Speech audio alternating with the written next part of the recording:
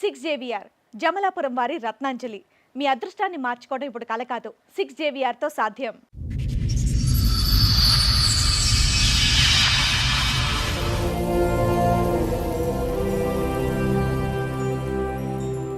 Madam నేను ఎంతవరకు ఎందుకు వచ్చానంటే మేడం చిన్న ప్రాబ్లం కాదు వల్ల రాలేదు మేడం, నేను చాలా పెద్ద ప్రాబ్లం వల్ల వచ్చాను మేడం.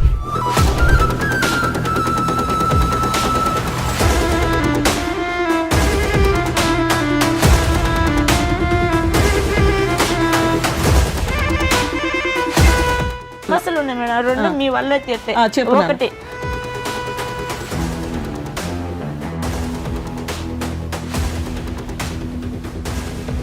రెండోది వచ్చేసి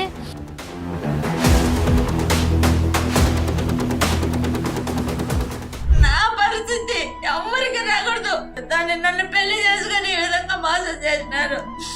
దాని సరిలు ముగ్గురు అన్నదమ్ములు సార్ నా జీవితంతో ఆడుకుంటున్నారు సార్, నా జీవితంతో ఆడుకుంటున్నారు.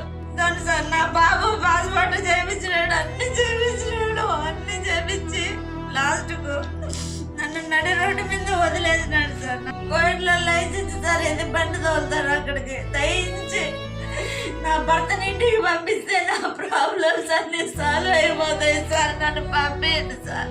చూడండి సార్ అతనికి ఇంకొక పెళ్లి అయింది సార్. అతనికి చూడండి సార్, ఈ అమ్మాయిని పెళ్లి చేసుకున్నాడు సార్. ఆ విషయం నేను ఎవరికి చెప్పినా నమ్మలేదు సార్, నన్ను పిచ్చిది మెంటల్ది అంటున్నాడు సార్. అతను లవ్ చేసినట్టు మోసం చేసి మా వాళ్ళందరినీ పెళ్లి చేసుకున్నాడు మేడం. మీ ఆయన మీతో బానే ఉన్నారా? బాలేదు.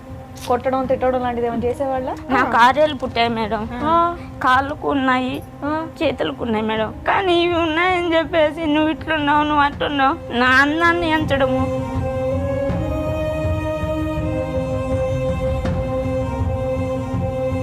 మా పెద్ద బావకు పెళ్ళి అయిపోయి కూడా పిల్లకాయలు లేక నాకే బిడ్డను గడియమని నన్ను అడిగారు మేడం.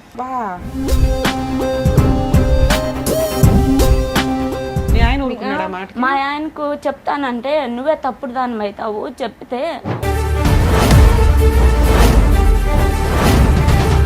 మీ బావ ఎప్పుడైనా బలవంతం చేశాడా? ఇట్లా కప్పేసి బాబా పీక్ మీద కత్తి పెట్టేసి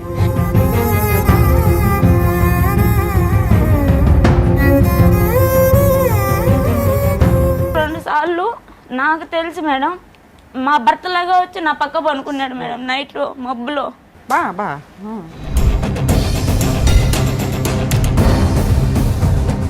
ఆ ఫ్లాట్లో ఉన్నోళ్ళు కూడా భర్తతో సంసారం చేస్తుంది, బావతో కూడా మళ్ళీ ఉంది, ఇద్దరు మొగుళ్ళతో సంసారం చేస్తుంది అని చాలా అసభ్యంగా మాట్లాడుకున్నారు సార్.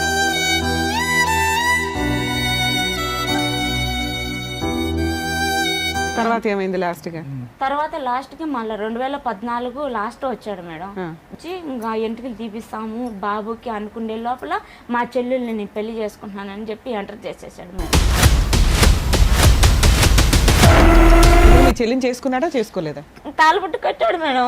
అయి నాకు తాలిబుట్టు కట్టినాడు, ఇదే అని మళ్ళీ పీకి జోబులో కింద పడేసింది మేడం. చిన్నప్పటి నుంచి నాకు 3 years ఉన్నప్పటి నుంచి మా నాన్న ఎలా ఉంటాడో నాకు తెలియదు మేడం. నాకు మా నాన్న అంటే ఇష్టం లేదు. మా నాన్నకి మా అమ్మకి ఏ సంబంధం ఉండకూడదు. ఈ డైవర్స్ అలాంటివి ఉంటాయి కదా, అవి ఇప్పించి మా అమ్మకి ఏం సంబంధం ఉండకూడదు సార్.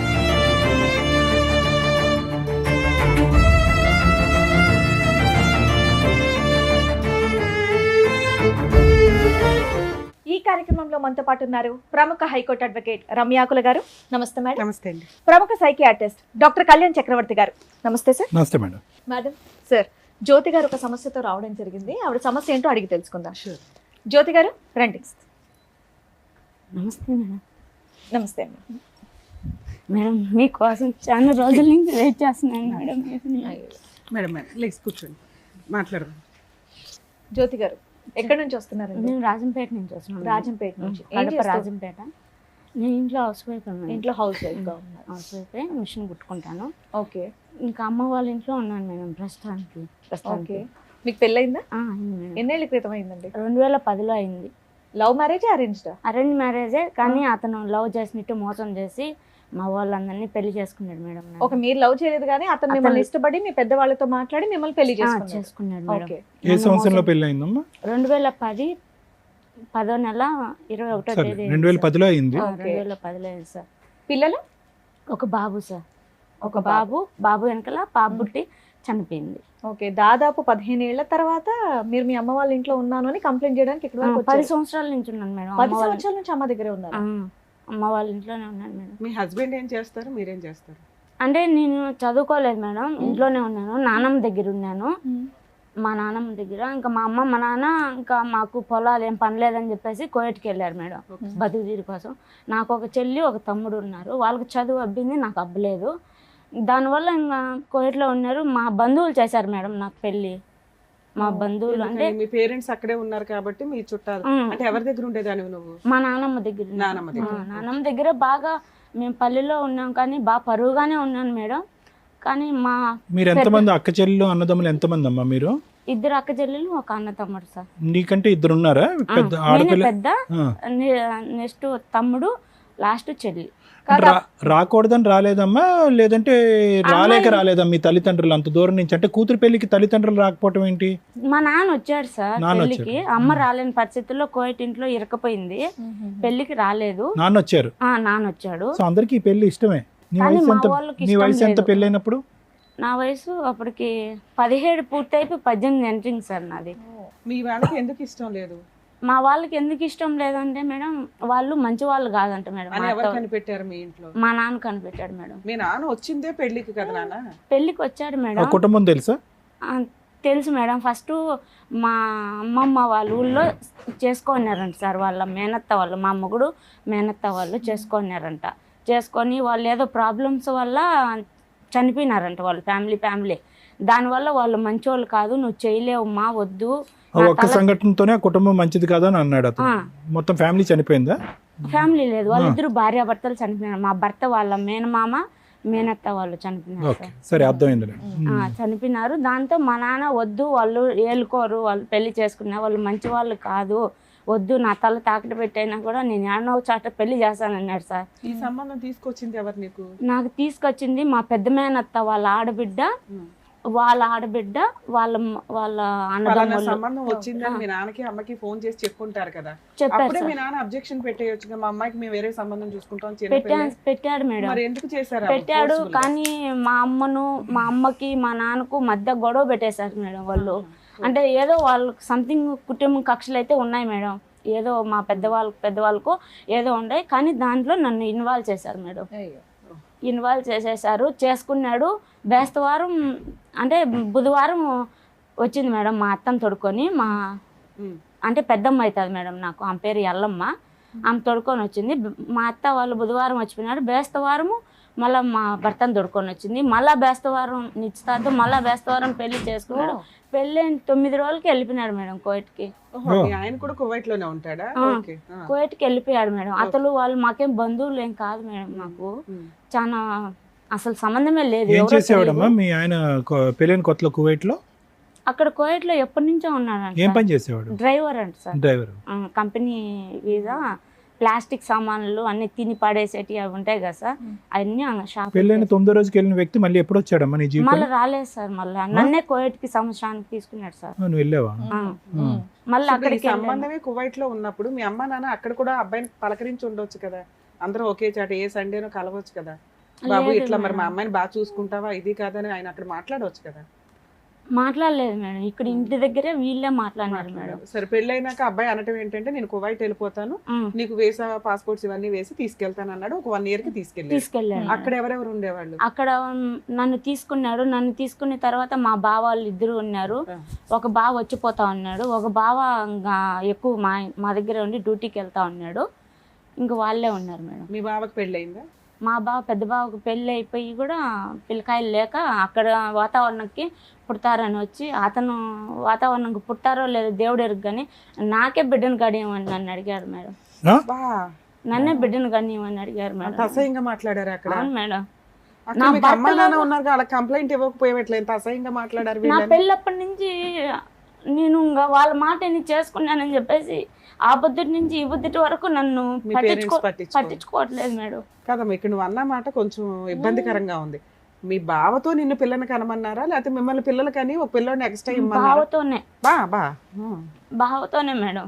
మీ ఆయన ఊరుకున్నాడా మాట? మా ఆయనకు చెప్తానంటే నువ్వే తప్పుడు దాని అవుతావు, చెప్తే నా మాట వింటాడు మా తమ్ముడు. నేను ఎట్ట చెప్తే అట్టే వింటాడు మా మీరు తమ్ముడు. చెప్పారా లేదా ఇంతకీ ఇలా అన్నా సరే మీ ఆయనతో? నేను చెప్పలేదు మేడం. మీ మా ఆయన ఆయన అక్కడ ప్రవర్తన తీసుకెళ్ళాక మీ ఆయన మీతో బానే ఉన్నారా? లేదు. బాలేదు.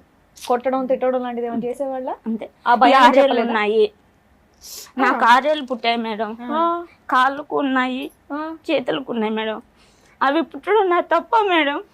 చెప్పండి. అది పెళ్లిలోనే చూస్తుంటారు కదా. నేను ఇష్టపడే చేస్తున్నాను పెట్టుకుంటే దాగేటి కాదు కదా మేడం.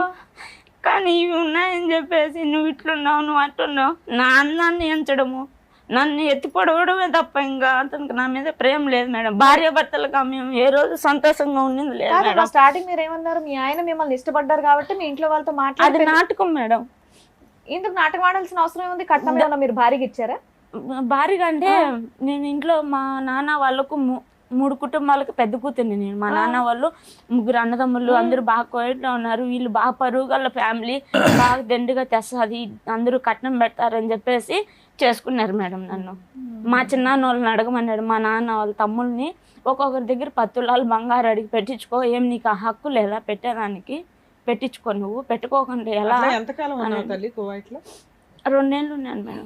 2 సంవత్సరాలు. ఈ 2 సంవత్సరాల్లో మీ బావ చేస్తున్న హెరాస్మెంట్ ని నువ్వు మీ ఆయనకి చెప్పలేదా? చెప్పలేదు మేడం. ఎప్పుడైనా మీ బావ బలవంతం చేశాడా? మేడం మీ బావ ఎప్పుడైనా బలవంతం చేశాడా? చాలా టార్చర్ పెట్టాడు మేడం. టార్చర్ పెట్టం వేరు, బలవంతం పెట్టం వేరు అమ్మా. బలవంతం చేసి తప్పుగా ఏమైనా ప్రవర్తించాడా? 1-2 సార్లు నాకు తెలిసి మేడం మా భర్త లాగా వచ్చి నా పక్క పనుకున్నాడు మేడం. నైట్ లో మబ్బులో. అంటే అదేంటమ్మా, ఒకే ఇంట్లో ఉండేవారు అందరూ? ఒక రూమ్ లో మేడం, ఒక రూమ్ లో అందరూ మధ్యలో చెక్క కొట్టేసింటారు. ఒక హాలు, ఒక మంచం పడుతుంది, మంచం అంత ప్లేస్. మళ్ళీ ఒకసారి చెప్పమ్మా, నాకు అర్థం కాలేదు. ఒక రూమ్ లో ఒక చెక్క కొట్టినటువంటి గదుల్లో ఉన్నారు మేడం. నువ్వు, మా భర్త ఉన్నాడు, భర్త, నా బాబు ఉన్నాడు. బాబు పుట్టున్నాడు. బాబు అప్పటికే పుట్టేశాడు. 11 నెలలు అప్పటికి. ఇతను ఎక్కడ ఉండేవాడు? ఇతను మీ బావ మా దగ్గరే ఉండేవాడు సార్. సో అతను మొత్తం 4 ఉండేవారు. 4 ఉండేవాడు. ఆవిడ ఎక్కడ ఉండేది? వాళ్ళ ఆవిడ మళ్ళీ తీసుకున్నాడు మేడం ఇంటి దగ్గర నుంచి. మళ్ళీ నేను సో ఎప్పుడు పడుకోవటానికి అవకాశం ఏంటమ్మా? అంటే ఇతను డ్రైవింగ్ కి పోయినప్పుడా? డ్రైవింగ్ కు పోయినప్పుడు కాదు సార్. ఇతను తెల్లారుజామున 3 గంటలకు 4 గంటలకు లేచి ఫ్రెండ్స్తో క్రికెట్ ఆడను, ఏదో ఇంకా సంథింగ్ ఆడిన పోతాడు సార్. నువ్వు లెక్క ముందే వెళ్ళిపోయాడు. బాబు వచ్చేసి 1-2 వరకు నిద్రపోయేది లేదు సార్. బాబు డబ్బా పాలు బాబుకి, నా పాలు లేదు. సో మీకు కూడా చాలా మత్తు నిద్రలో ఉండేవారు. మత్తు ఇంకా నిద్రపోతే మెలకమే ఉండేది లేదు సార్. బాబుతో నాకు అప్పుడు ఇతను వచ్చి పక్కన పడుకునేవాడు. 2 సార్లు పనుకున్నాడు సార్. 2 సార్లు పనుకొని అది కనుక్కొని నేను కొట్టి, ఆ ఫ్లాట్ లో ఉన్న వాళ్ళు కూడా భర్తతో సంసారం చేస్తుంది, బావతో కూడా మళ్ళీ ఉంది, 2 మొగుళ్ళతో సంసారం చేస్తుంది అని చాలా అసహ్యంగా మాట్లాడుకున్నారు సార్. ఆ బిల్డింగ్ లో ఉన్న వాళ్ళు, ఆ బిల్డింగ్ లో ఉన్న వాళ్ళు. ఇంత రూమ్ ఉంటుంది, ఇంత రూమ్ లో 2 ఫ్యామిలీలు. మీ ఆయన బుద్ధి లేదమ్మా? ఇట్లా మా ఆవిడని ఇబ్బంది పెడుతున్నాడు, మా బ్రదర్ బయటికి పంపించేద్దాం ఎప్పుడు అనుకోలేదా? నేను మా భర్త ముందర ఒకలాగా ఉంటారు మేడం. కానీ నువ్వు చెప్పింది నమ్మాలిగా తల్లి. నిన్ను కాపాడుకోవాల్సింది మీ ఆయన. ఇలా బుద్ధి లేదు, ఏదో నిన్నే కొడతాడు చెప్తే. నువ్వేమో ఫస్ట్ నైట్ నుంచి కూడా నాకు అతనితో సంతోషం లేదు మేడం. నాకు ఒక జంతువులు పెంపకం ఎంతో, భార్యాభర్తల పెంపకం మాది కూడా అంతే మేడం. అందుకే ఇప్పుడు దాన్ని చెప్పేదాన్ని బట్టి ఏంటంటే, ఇక్కడ నీ బావ పెద్ద రాక్షసుడా మీ ఆయనే పెద్ద రాక్షసుడా అనేది మాకు ఇప్పుడు డౌట్ ఉంది. ఇప్పుడు మీ బావకి, ఒక నిమిషం అమ్మా, మీ ఆయనకి మీ బావగారు చేసేటటువంటి ప్రతి పని అతనికి ఎరిగినే. అతను తెలియతానని నేనైతే అనుకోవట్లేదు, అంత తెలియకుండా ఉండదు. ఎందుకంటే అతను క్రికెట్ మ్యాచ్ నుంచో ఎక్కడి నుంచో తిరిగి వచ్చాక నువ్వు మొహం ఇలా పెట్టడం, అలా పెట్టడం, మూడీగా పెట్టడం పెడతావు. ఉంటాడు అతను ఎలాగా ఉండి నీ మొహంలో బాధ అయితే నీ భర్తకు తెలుస్తుంది కదా, ఎందుకు అలా ఉన్నావు అని ఒక మాట్లాడతాడు కదా. ఎందుకు అలా ఉన్నావు, నన్ను కొడతాడు. నోట్లో మాట కనీసం ఏ రోజు అడిగినోడు కాదు సార్ నన్ను. ఏమి కష్టం ఉంటే నా కష్టం ఇదే అని చెప్తే వినే పరిస్థితిలో కూడా ఉండడు. ఏదన్నా ఎప్పుడైనా చెప్తే ఏదో నిన్నే కొడతాడు. ఇక దానికి భయపడి నువ్వు ఈయన ఎంత చేస్తున్నా ఏం చెప్పేదాన్ని కాదు. ఉండలేక ఇక్కడేమో అమ్మా నాన్న సపోర్ట్ చేయరు, ఇక్కడేమో భర్త సపోర్ట్ చేయడు. ఈ 2 తెలిసి వీడేమో మృగం లాగా నీ మీద మధ్య మధ్య ట్రైల్ అయితే వేస్తూ ఉన్నాడు. ఎప్పుడైనా ఏమైనా చేశాడా లేకపోతే ట్రైల్స్? తెలియదు మేడం, దేవుడికే తెలియాలన్నా. ఎంత నిద్రపోయినా ఏమన్నా కలుస్తుంటే తెలుస్తుంది కదమ్మా ఫిజికల్ గా. అతను మా భర్త లాగానే 2 సార్లు ప్రవర్తించాడు మేడం. దానివల్ల నేను సరే. కనుక్కున్నాను మేడం. నువ్వు చెప్తూ అమ్మా మీరు చెప్పేది నిజంగా నమ్మసక్యంగా లేదు, మీరేమనుకోవద్దు. ఎంత ఆ నిద్ర మాత్రం తెలియకుండా ఎందుకుంటదమ్మా? ఒక పసిపిల్ల తల్లి అనుకో, పసిపిల్లడు కదులుతున్నాడా పక్క వెళ్తున్నాడా మినిమం సెన్సెస్ అనేవి ఉంటాయి ఎవరికైనా కనుక్కోలే సరే. మేడం నేను మళ్ళా. అరే ఆ మాత్రం తెలియకుండా ఎలా ఉంటది? భలే పెట్టుకున్నాను. చెప్తున్నావే. సో నీ ఉద్దేశం ఏంటంటే కలిశాడు బలవంతంగా, నా పర్మిషన్ అది లేకుండా? దేవుడు తెలియదు. తెలియదు. నన్ను చెప్పకు, పిల్లోడు ఉన్నాడు కదా నీకు, అట్లా చేశాడు అంతవరకు ట్రై చేశాడు అనేది నీకు తెలిసినంత వరకు. ఓకే వదిలే, ఇదంతా కంటిన్యూ సరే మీరు చేశాడు. అక్కడే ఉన్నా అన్నారు కదా, మరి డెలివరీలు ఇవన్నీ ఏంటి మీరు ఒక్కరే చూసుకున్నారా? అక్కడే ఉన్నాను మేడం. మా అత్త చూసింది మేడం డెలివరీకి. మీ అత్త కూడా అక్కడే ఉంటుందా? మా మేనత్త చూసింది మేడం. నాకు సో బాబు delivery- అక్కడే పుట్టాడమ్మా. బాబు అక్కడే పుట్టాడు. మీ అబ్బాయి పుట్టినాక కూడా మీ పేరెంట్స్ రాలేదా? నిన్ను దగ్గర తీసుకోలేదా? తీసుకున్నారు వచ్చారు మేడం, దగ్గరికి తీసుకున్నారు. కానీ ఇతను బంగారు తెమ్మనేవాడు, పెట్టించుకోమనేవాడు. మా అక్కడ మీరు వాళ్ళు పని చేసే వాళ్ళ ఇంట్లోనే ఉండేవాళ్ళ? ఇంట్లోనే ఉన్నాను మేడం. బ్యూటీ పార్లర్ పనికి సరే, పంపిస్తా సరే ఉన్నాడు. 2 ఏళ్ళు అక్కడ ఉన్నారు. తర్వాత దాని తర్వాత ఏం ఎప్పుడు వచ్చారు ఇండియాకి? ఇండియాకి 2014లో వచ్చేసాను మేడం. ఎందుకు వచ్చేసారు? అక్కడ టార్చర్లు ఉండలేక ఇంటికి ఆ భరించలేక వచ్చేసారు. బాబుని తీసుకుని మరి ఆడ ఉండేదానికంటే ఇంటికి వచ్చేదే బెస్ట్ అనిపించేసింది సార్ నాకు. అండర్స్టాండ్ అమ్మా. సో కానీ ఇంటికి టికెట్ ఎవరు కొన్నారు? తిరిగి రావడానికి ఖర్చు ఎవరు పెట్టుకున్నారు? అతనే పెట్టుకున్నాడు. అతనే పెట్టుకున్నాడు. సో నువ్వు వెళ్ళిపోవటం అనేది అతనికి ఏం అభ్యంతరం ఏం లేదు. ఏం లేదు. వెళ్ళకూడదంటే నేను టికెట్ ఎప్పుడెప్పుడు కొని ఉండేవాడు పోతానా అని కాదు. పంపించేశాడు మేడం. కాదు, వెళ్ళొద్దు అనుకునేవాడు, టికెట్ కొని ఉండేవాడు కాదు కదా. సో నువ్వు వెళ్ళిపోవటమే అతనికి ఇష్టం. మరి బాబు కూడా ఇష్టం లేదు అతనికి? 2 సంవత్సరాల అబ్బాయి, 2-3 సంవత్సరాల అబ్బాయి. కరెక్ట్ గా 2 సంవత్సరాలు 16 నెలలకు ఎత్తుకొచ్చినా సార్. బాబుకి 16 నెలలు ఉన్నప్పుడు ఎత్తుకొని వచ్చాను. మళ్ళీ ఇంటికి వచ్చినప్పటి నుంచి మళ్ళీ పట్టించుకోలేదు సార్. సరే బాబు, కాదమ్మా, మరి పెళ్ళైన తర్వాత 9 రోజులకే అక్కడికి రప్పించేసాడని చెప్పేసి అన్నారు కదా మీరు. ఇక్కడి నుంచి వెళ్ళిపోయాడు మేడం, ఇంటి దగ్గర ఆయన నుంచి. రప్పించాల్సిన అవసరం ఉండేది కాదు కదా, మీరంటే ఇష్టం ఉంటే. నన్ను మళ్ళీ తీసుకున్నాడు మేడం చూపుకి. అందరూ మా వాళ్ళల్లో మంచిదానికి. ఇప్పుడు ప్రజెంట్ ఏం జరుగుతుందంటే అందరూ నువ్వు అక్కడి నుంచి వచ్చేటప్పుడు గొడవతో నీతో విడిపోతున్నాను అని చెప్పి వచ్చి ఉండకపోవచ్చు, అంతే? మంచిగా పంపించాడు. మంచిగానే, నువ్వు మంచిగానే వచ్చావు, అతను మంచిగానే పంపించాడు. ఇక్కడికి వచ్చినాక ఆమె ముందు ఆ సంఖ్యలలో నుంచి బయటకు వస్తే చాలరా బాబా అని నువ్వు లౌక్యంగా ఇండియా వచ్చావు, అంతేనా? ఓకే. ఎందుకంటే ఆయన దగ్గరుండి గొడవ పడినాక ఎవడో టికెట్లు కొండవు, నువ్వు ఎడపోతే పో అంటాడు. నేను అతను ఇట్లా భర్తకు చెప్పుకోలేక ఇటు బావగారితో, అందులో మళ్ళీ మా తోడుకోడలు వచ్చేసింది తీసుకొని. సరే, మీ అమ్మ నాన్న అక్కడే ఉన్నారుగా, అక్కడే ఉండి అక్కడే ఏదైనా పని చేసుకుంటూ ఉండొచ్చు. ఇండియాలో ఎవరున్నారు నాన్న నీకు? అమ్మ కోయట్ ఇంట్లో ఉంటది మేడం. అమ్మ సంపాదన లేదే మా తమ్ముడికి మాకు ఇల్లు గడవదు మేడం మాకు. అవును నాన్న. నాన్న ఉన్నాడు కదా, పోనీ మీ పిన్ని మేనత్ ఉంది, వాళ్ళంతా ఉన్నారు కదా, అక్కడే ఉండొచ్చుగా నువ్వు కూడా. అక్కడ వాళ్ళు ఉంటే ఎప్పుడు నీ వాళ్ళు అని ఏదో ఒక రకంగా టార్చర్ మేడం. నాకైతే ఏ రోజు సుఖం లేదు మేడం. ఇండియా వచ్చేస్తేనే సేఫ్ అనుకున్నావు నువ్వు అక్కడ ఉండడం కంటే. ఓకే, వచ్చేసి ఇక్కడ ఏం చేసావు? ఇక్కడికి వచ్చాను మేడం, అత్త వాళ్ళ ఇంటికి వెళ్దాం అనుకున్నాను. అక్కడికి వెళ్తే ఇంకొక బావ తాగి కొడతాడు మేడం నన్ను. బాగా తాగి కొట్టేవాడు. అసలు ఉన్నావా ఎప్పుడైనా అత్తగారి ఇంట్లో? మరి లేనప్పుడు కొడతాడని ఎలా చెప్తాను ఉన్నాను మేడం కొద్ది రోజులు. ఆ 2 రోజుల్లోనే 2 సార్లు 3 సార్లు కొట్టాడు. ఇంట్లోకి వెళ్ళగానే కొట్టేస్తారు ఎవరైనా? కొట్టాడు మేడం. 8 లక్షలు డబ్బు తీసుకున్నాడు. 8 లక్షలు డబ్బు తీసుకున్నాడంట మేడం మా భర్త ఆయన దగ్గర. నిన్ను ఎందుకు కొట్టడం? వాళ్ళ తమ్ముడే కొట్టుకుంటే సరిపోతుంది. లేదంటే నిన్ను కొట్టాలని చెప్పి తాగి అతను ఎట్టంటే అట్ట మాట్లాడి కొట్టాడు. పోలీస్ స్టేషన్ కి వెళ్ళి కంప్లైంట్ ఇవ్వలేదు? ఇచ్చాను మేడం. ఇచ్చితే పోలీస్ స్టేషన్ లో, టౌన్ పోలీస్ స్టేషన్ లో ఇచ్చాను మేడం. ఇచ్చితే అతనికి కావాల్సిందల్లా తాగి అట్లా చేస్తున్నాడు పోమ్మా, నీ జోలికి రాడు, వచ్చితే ఇంకొకసారి కేసు కట్టేస్తాము, కేసు కట్టేసి ఇంకా జైల్లో పెట్టేస్తాం, నీ జోలికి రాడుపో అని చెప్పి సర్ది చెప్పి పంపించాడు. మళ్ళీ ఒకసారి మళ్ళీ అట్లే కొట్టనొచ్చాడు. 8 లక్షలు డబ్బులు ఇస్తావా అని చెప్పి ఒకరోజు మళ్ళీ కొట్టనొచ్చాడు మేడం. మళ్ళీ ఫోన్ చేశాను. మళ్ళీ ఫోన్ చేస్తే ఊళ్ళో పెద్ద మనుషులకు చెప్పారు. ఊళ్ళో పెద్ద మనుషులు చెప్తే ఆయనతో ఏం పని రా నీకు ఏం పని అవసరమా? మీ ఇద్దరు సంబంధమే అంతంత మాత్రం ఉన్నప్పుడు డైరెక్ట్ గా అతను కువైట్ లో ఫోన్ చేసి అతన్ని బెదిరించవచ్చు కదా. నిన్ను కొడితే లేవు, అక్కడ పడలేక కదా నువ్వు వెనక్కి వచ్చావు. అక్కడ పడలేక నువ్వేమి ఇక్కడ తీర్థయాత్రలకో ఇంకో దానికో రాలే కదమ్మా. అక్కడ పడలేక వెనక్కి వచ్చావు. ఆ పరిస్థితి అతనికి బాగా తెలుసు. నన్ను ఎందుకు కొట్టేది, అక్కడ ఫోన్ చేసి అడుగు అని చెప్పొచ్చుగా. చెప్పాను చెప్తే కూడా నన్ను నోట్లోంచి మాట రానిచ్చే వాళ్ళు లేదు సార్. నన్ను మళ్ళీ వెళ్ళావమ్మా ఎప్పుడైనా కువైట్? వెళ్ళాలి అప్పటి నుంచి. అప్పుడు నువ్వు కాపురం చేసింది 2 years కదా కువైట్ లో? 2 years ఉన్నాను అత్త వాళ్ళ ఇంట్లో. ఇంకా ఈ పెళ్ళైన నుంచి సంవత్సరం అటు ఇటుగా ఉంటా ఉన్నాను. తర్వాత ఏమైంది లాస్ట్ గా? తర్వాత లాస్ట్ కి మళ్ళీ 2014 లాస్ట్ వచ్చాడు మేడం. బాబుకి ఎంటుకలు తీపియాలని చెప్పేసి. నేను వచ్చిన ఒక 5-6 నెలలకి వచ్చాడు. అప్పటికి ఇంకా 2015 స్టార్ట్ అయింది మేడం. బాబుకి 3వ సంవత్సరం అనింది. 11 నెల 12వ తేదీకి వచ్చి ఇంటికి తీపియాలని చెప్పి అన్ని చూశాడు మేడం. చూడడంలో ఏం చేశాడంటే అప్పటికి నేను మా అమ్మ వాళ్ళ ఇంటి దగ్గరికి వెళ్ళాను మేడం. నేను ఇక్కడ బాబుని పెట్టుకొని ఉండలేక ఎవరు పట్టించుకునే వాళ్ళు కాదు. ఖర్చులన్నీ పంపించాడా ఆ 1 year లో? 6 నెలలు పంపించాడు మేడం. ఓకే. బాబు వచ్చినాక 6 నెలలు పంపించాడు. మళ్ళీ లేదు మేడం, నాకు ₹1 నాకు తెలియదు. మళ్ళీ అక్కడ ఉన్నప్పుడు వచ్చాడు మేడం. వచ్చి ఇంకా ఎంటుకలు తీపిస్తాము బాబుకి అనుకునే లోపల మా చెల్లెల్ని నేను పెళ్లి చేసుకుంటున్నానని చెప్పి ఎంటర్ చేసేసాడు మేడం. నువ్వే కష్టాలు పడ్డావు, మళ్ళీ నీ చెల్లిని చేసుకుంటాడంటే ఎందుకు? నువ్వు ఆల్రెడీ పిల్లలు కన్నావు కదా. ఏంటి చెల్లిని చేసుకుంటా అని ఎవరితో అన్నాడు? నీతో అన్నాడా? నాతో అనలేదు సార్. మా పాపకి కొంచెం సైకలాజికల్ ప్రాబ్లం ఉంది సార్. 8 సంవత్సరాల బిడ్డప్పటి నుంచి హాస్పిటల్లో చూపిస్తా ఉన్నారు సార్. మా ఇంట్లో 3 తరాల నుంచి 4 తరాల నుంచి కొంచెం ఆడవాళ్ళకి సైకలాజికల్ ప్రాబ్లం. ఇప్పటికీ మా అత్త వాళ్ళు 2 అలానే ఇంటికి పరిమితం అయినారు సార్. కదమ్మా, ఇప్పుడు ఎవరికి సైకలాజికల్ ప్రాబ్లం ఉంది అంటున్నారు మీరు? మా చెల్లెళ్ళకి, మా ఇంటి ఆడబిడ్డలకు, అంటే మా అమ్మ వాళ్ళు. ఎంతమంది చెల్లెళ్ళు నీకు? ఒకళ్ళేగా.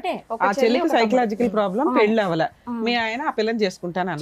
ఒక్క నిమిషం, ఏంటమ్మా సైకలాజికల్ ప్రాబ్లం అంటే ఏంటమ్మా? అంటే నిన్ను చూస్తే నాకు కాదు, నిన్ను తిట్టా కొడతా, ఇంట్లో సరిగ్గా వంట చేయకపోవడము, అలా మా మేనత్త గారికి. మీది మేనరికం అమ్మా? మీ అమ్మగారిది నాన్నగారిది? అవును సార్. ఓకే, ఇప్పుడు అర్థమైందిలేండి. అలా ఎన్ని మేనరికాలు ఉన్నాయి మీ పైన? మీ అమ్మగారు వాళ్ళు, మా నాన్న సార్. వాళ్ళకి వాళ్ళ అమ్మ నాన్నలు వాళ్ళు అంటే వాళ్ళమ్మ వాళ్ళకి ఏమో తెలియదు, మేనరికం లేదు. లేదు ఇప్పుడు ప్రెసెంట్ మా నాన్న చెల్లెళ్ళకి 2 సైకలాజీ ప్రాబ్లం ఉంది. ఇంకా ట్రీట్మెంట్ తీసుకున్నారు.